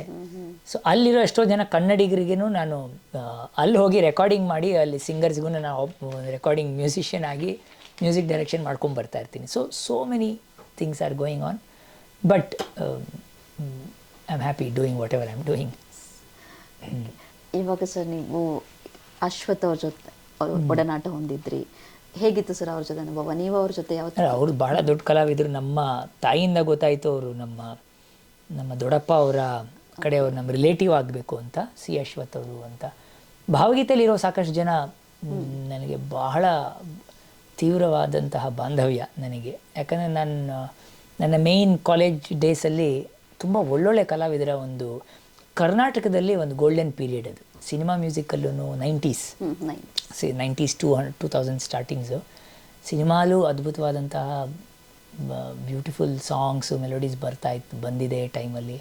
ಭಾವಗೀತೆನೂ ಉತ್ತುಂಗದಲ್ಲಿದ್ದಿದ್ದ ಒಂದು ಟೈಮು. ಭಕ್ತಿಗೀತೆನೂ ತುಂಬ ಚೆನ್ನಾಗಿತ್ತು ಅವಾಗ, ತುಂಬ ಒಳ್ಳೊಳ್ಳೆ ಕಲಾವಿದರು. ಸೊ ಆವಾಗ ಸಿ ಅಶ್ವಥ್ ಸರ್ ಜೊತೆ ಒಂದಷ್ಟು ರೆಕಾರ್ಡಿಂಗ್ಸ್ ಆಗಲಿ, ಕಾರ್ಯಕ್ರಮಗಳಾಗಲಿ, ಆಮೇಲೆ ರಾಜು ಆನಂದ್ ಸ್ವಾಮಿ ಜೊತೆ ಸಾಕಷ್ಟು ಕಾರ್ಯಕ್ರಮಗಳು, ತುಂಬ one of the best times I had. ಅವ್ರು ಸೀರಿಯಲಿಗೆ ಮಾಡೋರು, ಕಾರ್ಯಕ್ರಮಗಳು ಕೊಡೋರು, ಸುಮ್ಮನೆ ಹಂಗೆ ಸಣ್ಣ ಪುಟ್ಟ ಪ್ರೋಗ್ರಾಮ್ಸಲ್ಲೂ ರೆಕಾರ್ಡಿಂಗ್ಸಲ್ಲಿ ತುಂಬ ನುಡಿಸ್ತಾ ಇದ್ವಿ. ಆಮೇಲೆ ಇದೇ ರೀತಿ ಡಿವೋಷ್ನಲ್ ಅಂತ ಹೇಳಿದಾಗ ನಾನು ಇವರು ಪುತ್ತೂರು ನರಸಿಂಹನಾಯಕ್ ಅಂತ ಅವ್ರ ಜೊತೆ ಸಾಕಷ್ಟು ಕಾರ್ಯಕ್ರಮಗಳು ಕೊಡ್ತಾ ಇದ್ದೆ. ಅದು ಬಿಟ್ಟು ಕ್ಲಾಸಿಕಲ್ ಮ್ಯೂಸಿಷಿಯನ್ ನಮ್ಮ ಕರ್ನಾಟಕದವರೇ ವೆಂಕಟೇಶ್ ಕುಮಾರ್ ಸರ್ ಜೊತೆಗೆ ಮತ್ತು ಜಯತೀರ್ಥ ನೇವುಂಡಿ ಅಂತ ಅವ್ರ ಜೊತೆಗೆಲ್ಲ ಒಂದಷ್ಟು ಕಾರ್ಯಕ್ರಮಗಳನ್ನೆಲ್ಲ ನುಡಿಸ್ತಾ ಇದ್ದೆ. ಬಟ್ ಈ ಥರ ಇದೊಂಥರ ಆ ಒಂದು ಜನ್ರೇಷನಲ್ಲಿ ಜಾಸ್ತಿ ಭಾವಗೀತೆ ಮತ್ತು ಭಕ್ತಿಗೀತೆಯ ಆ, ಒಂದು ಪೀಕ್ ಟೈಮಲ್ಲಿ ಒಳ್ಳೆ ಕಾಂಟ್ರಿಬ್ಯೂಷನ್ ಕೊಟ್ಟಿರುವಂತಹ ಕಲಾವಿದರ ಜೊತೆ ನಂಗೆ ಅವರ ಒಂದು ಸಂಘನೂ ಸಿಕ್ತು, ಅವ್ರ ಜೊತೆಗಿದ್ದಿದ್ದು ಸಹ ಕಲಾವಿದರ ಸ್ನೇಹವೂ ಸಿಕ್ತು. ಆ್ಯಂಡ್ ನಾನು ಇರೋದ್ರಲ್ಲಿ ನಾನೇ ಯಂಗೆಸ್ಟ್ ಆವಾಗ, ಅಂದರೆ ನಾನು ಯಂಗ್ಸ್ಟರ್, ಅವರೆಲ್ಲ ಭಾಳ ಆಲ್ರೆಡಿ ಸೀನಿಯರ್ ಇದ್ದರು. ಸೊ ಅದರಿಂದ ಮೇ ಬಿ ಸ್ವಲ್ಪ ಪ್ರೀತಿ ಸಿಕ್ತು ನಂಗೆ ಅವರಿಂದ. ಬಟ್ ಸಂಗೀತದಲ್ಲಿ ಕಲಿತಾ ಇದೆ, ಯಾವಾಗಲೂ ಕಲಿತಾ ಇದ್ದೆ, ದೊಡ್ಡವರಿಂದ ಆಗಲಿ ಅಥವಾ ಸಣ್ಣವರಿಂದಾಗಲಿ ಸಂಗೀತ ಕೇಳ್ತಾ ಇದ್ದೆ, ಕಲಿತಾ ಇದ್ದೆ. ನಾನು ಏನೇನು ಈ ಕಾರ್ಯಕ್ರಮಗಳಿಂದ ಸಣ್ಣ ಪುಟ್ಟ ಏನೋ ದುಡ್ಡು ಬರೋದು ಎಲ್ಲ ಅದನ್ನು ಸೇವ್ ಮಾಡಿ ಕೋಲ್ಕತ್ತಾಗೆ ಹೋಗಿ ನಮ್ಮ ಗುರುಗಳ ಹತ್ರ ಕಲಿಯೋಕ್ಕೆ ಹೋಗ್ತಾ ಇದ್ದೆ. ಬಿಕಾಸ್ ಅದಷ್ಟು ಅವ್ರು ನಂಗೆ ದುಡ್ಡು ಕೇಳ್ತಾ ಇರಲಿಲ್ಲ ಕೊಡುವಂತ, ಬಟ್ ಆದರೂ ಏನೋ ಒಂದಷ್ಟು ಅಂತ ಅವ್ರಿಗೆ ಮನೆಯಲ್ಲಿ ಅವ್ರದ್ದೊಂದು ಸಂಸ್ಥೆ ಇತ್ತು, ಅವ್ರಿಗೊಂದು ಸ್ವಲ್ಪ ಕೊಟ್ಬಿಟ್ಟು ನಾನು ಏನು ಸೇವ್ ಮಾಡ್ತಾ ಇದ್ದೆ ಅಲ್ಲಿ ಹೋಗಿ ಕಲಿಯೋದು ಒಂದೇ ನನ್ನ ತಲೆಯಲ್ಲಿ ಇದ್ದೀನಿ. ಓ ಗರ್ಭದಲ್ಲೇ ಆದ ಗಾಯ ಹಣೆ ಬರಹ ಬದುಕಿಡಿ ಮತ್ತು ಹುಡುಕಿ ಅಲೆದಾಡುವೆ,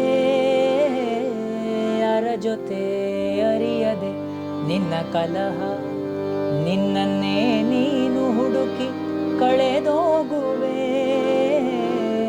ನುಂಗಿಕೊಂಡರೂ ಮಾಡೋ ಪಾಪನೆಲ್ಲ ಗಂಗೆ ಬಿಟ್ಟು ಹೋಗುತ್ತಾಳೆ, ಪಶ್ಚಾತ್ತಾಪ ನಂಗೆ ನಿಂಗೆ,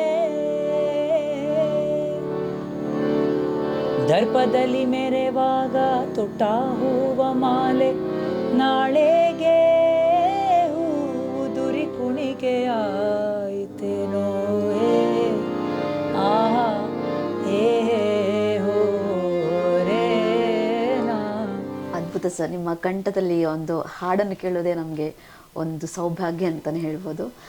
ನಮ್ಮ ಕಾರ್ಯಕ್ರಮಕ್ಕೆ ಜಾಯ್ನ್ ಆಗಿ ನಿಮ್ಮ ಅಮೂಲ್ಯ ಸಮಯ ಹಾಗೂ ನಿಮ್ಮ ಅನುಭವಗಳನ್ನು ಹಾಗೂ ಸಂಗೀತದ ವಿಚಾರಗಳನ್ನು ಹಂಚಿಕೊಂಡಿದ್ದಕ್ಕೆ ತುಂಬ ಧನ್ಯವಾದಗಳು. ನಿಮ್ಮ ಸಂಗೀತ ಕ್ಷೇತ್ರದಲ್ಲಿ ಇನ್ನಷ್ಟು ಬೆಳೀತಾ ಹೋಗಲಿ, ಇನ್ನಷ್ಟು ನೀವು ಇನ್ನೂ ಈ ಕ್ಷೇತ್ರದಲ್ಲಿ ಸಾಕಷ್ಟು ಸಾಧನೆ ಮಾಡುವಂತಾಗಲಿ ಅಂತ ನಮ್ಮ ಫೆಡರಲ್ ಕರ್ನಾಟಕ ವತಿಯಿಂದ ಹಾರೈಸ್ತಾ ಇದ್ದೀವಿ. ಧನ್ಯವಾದಗಳು. Thank you. ವೀಕ್ಷಕರು, ಇದಾಗಿತ್ತು ಇಂದಿನ ವಿಶೇಷ ಸಂದರ್ಶನ. ನೀವು ಕಲೆ ಮತ್ತು ಕಲಾವಿದರನ್ನು ಪ್ರೋತ್ಸಾಹಿಸುವ ನೀವು ಈ ವಿಡಿಯೋ ಇಷ್ಟ ಆದರೆ ಲೈಕ್ ಮಾಡಿ ಮತ್ತು ಶೇರ್ ಮಾಡಿ. ಇಂತಹ ಅಪ್ಡೇಟ್ಸ್ಗಳಿಗಾಗಿ ಫೆಡರಲ್ ಕರ್ನಾಟಕವನ್ನು ಸಬ್ಸ್ಕ್ರೈಬ್ ಮಾಡಿ. ಮುಂದಿನ ಸಂಚಿಕೆಯಲ್ಲಿ ಮತ್ತೊಬ್ಬ ಸಾಧಕರೊಂದಿಗೆ ಮತ್ತೆ ಭೇಟಿಯಾಗೋಣ. ನಮಸ್ಕಾರ.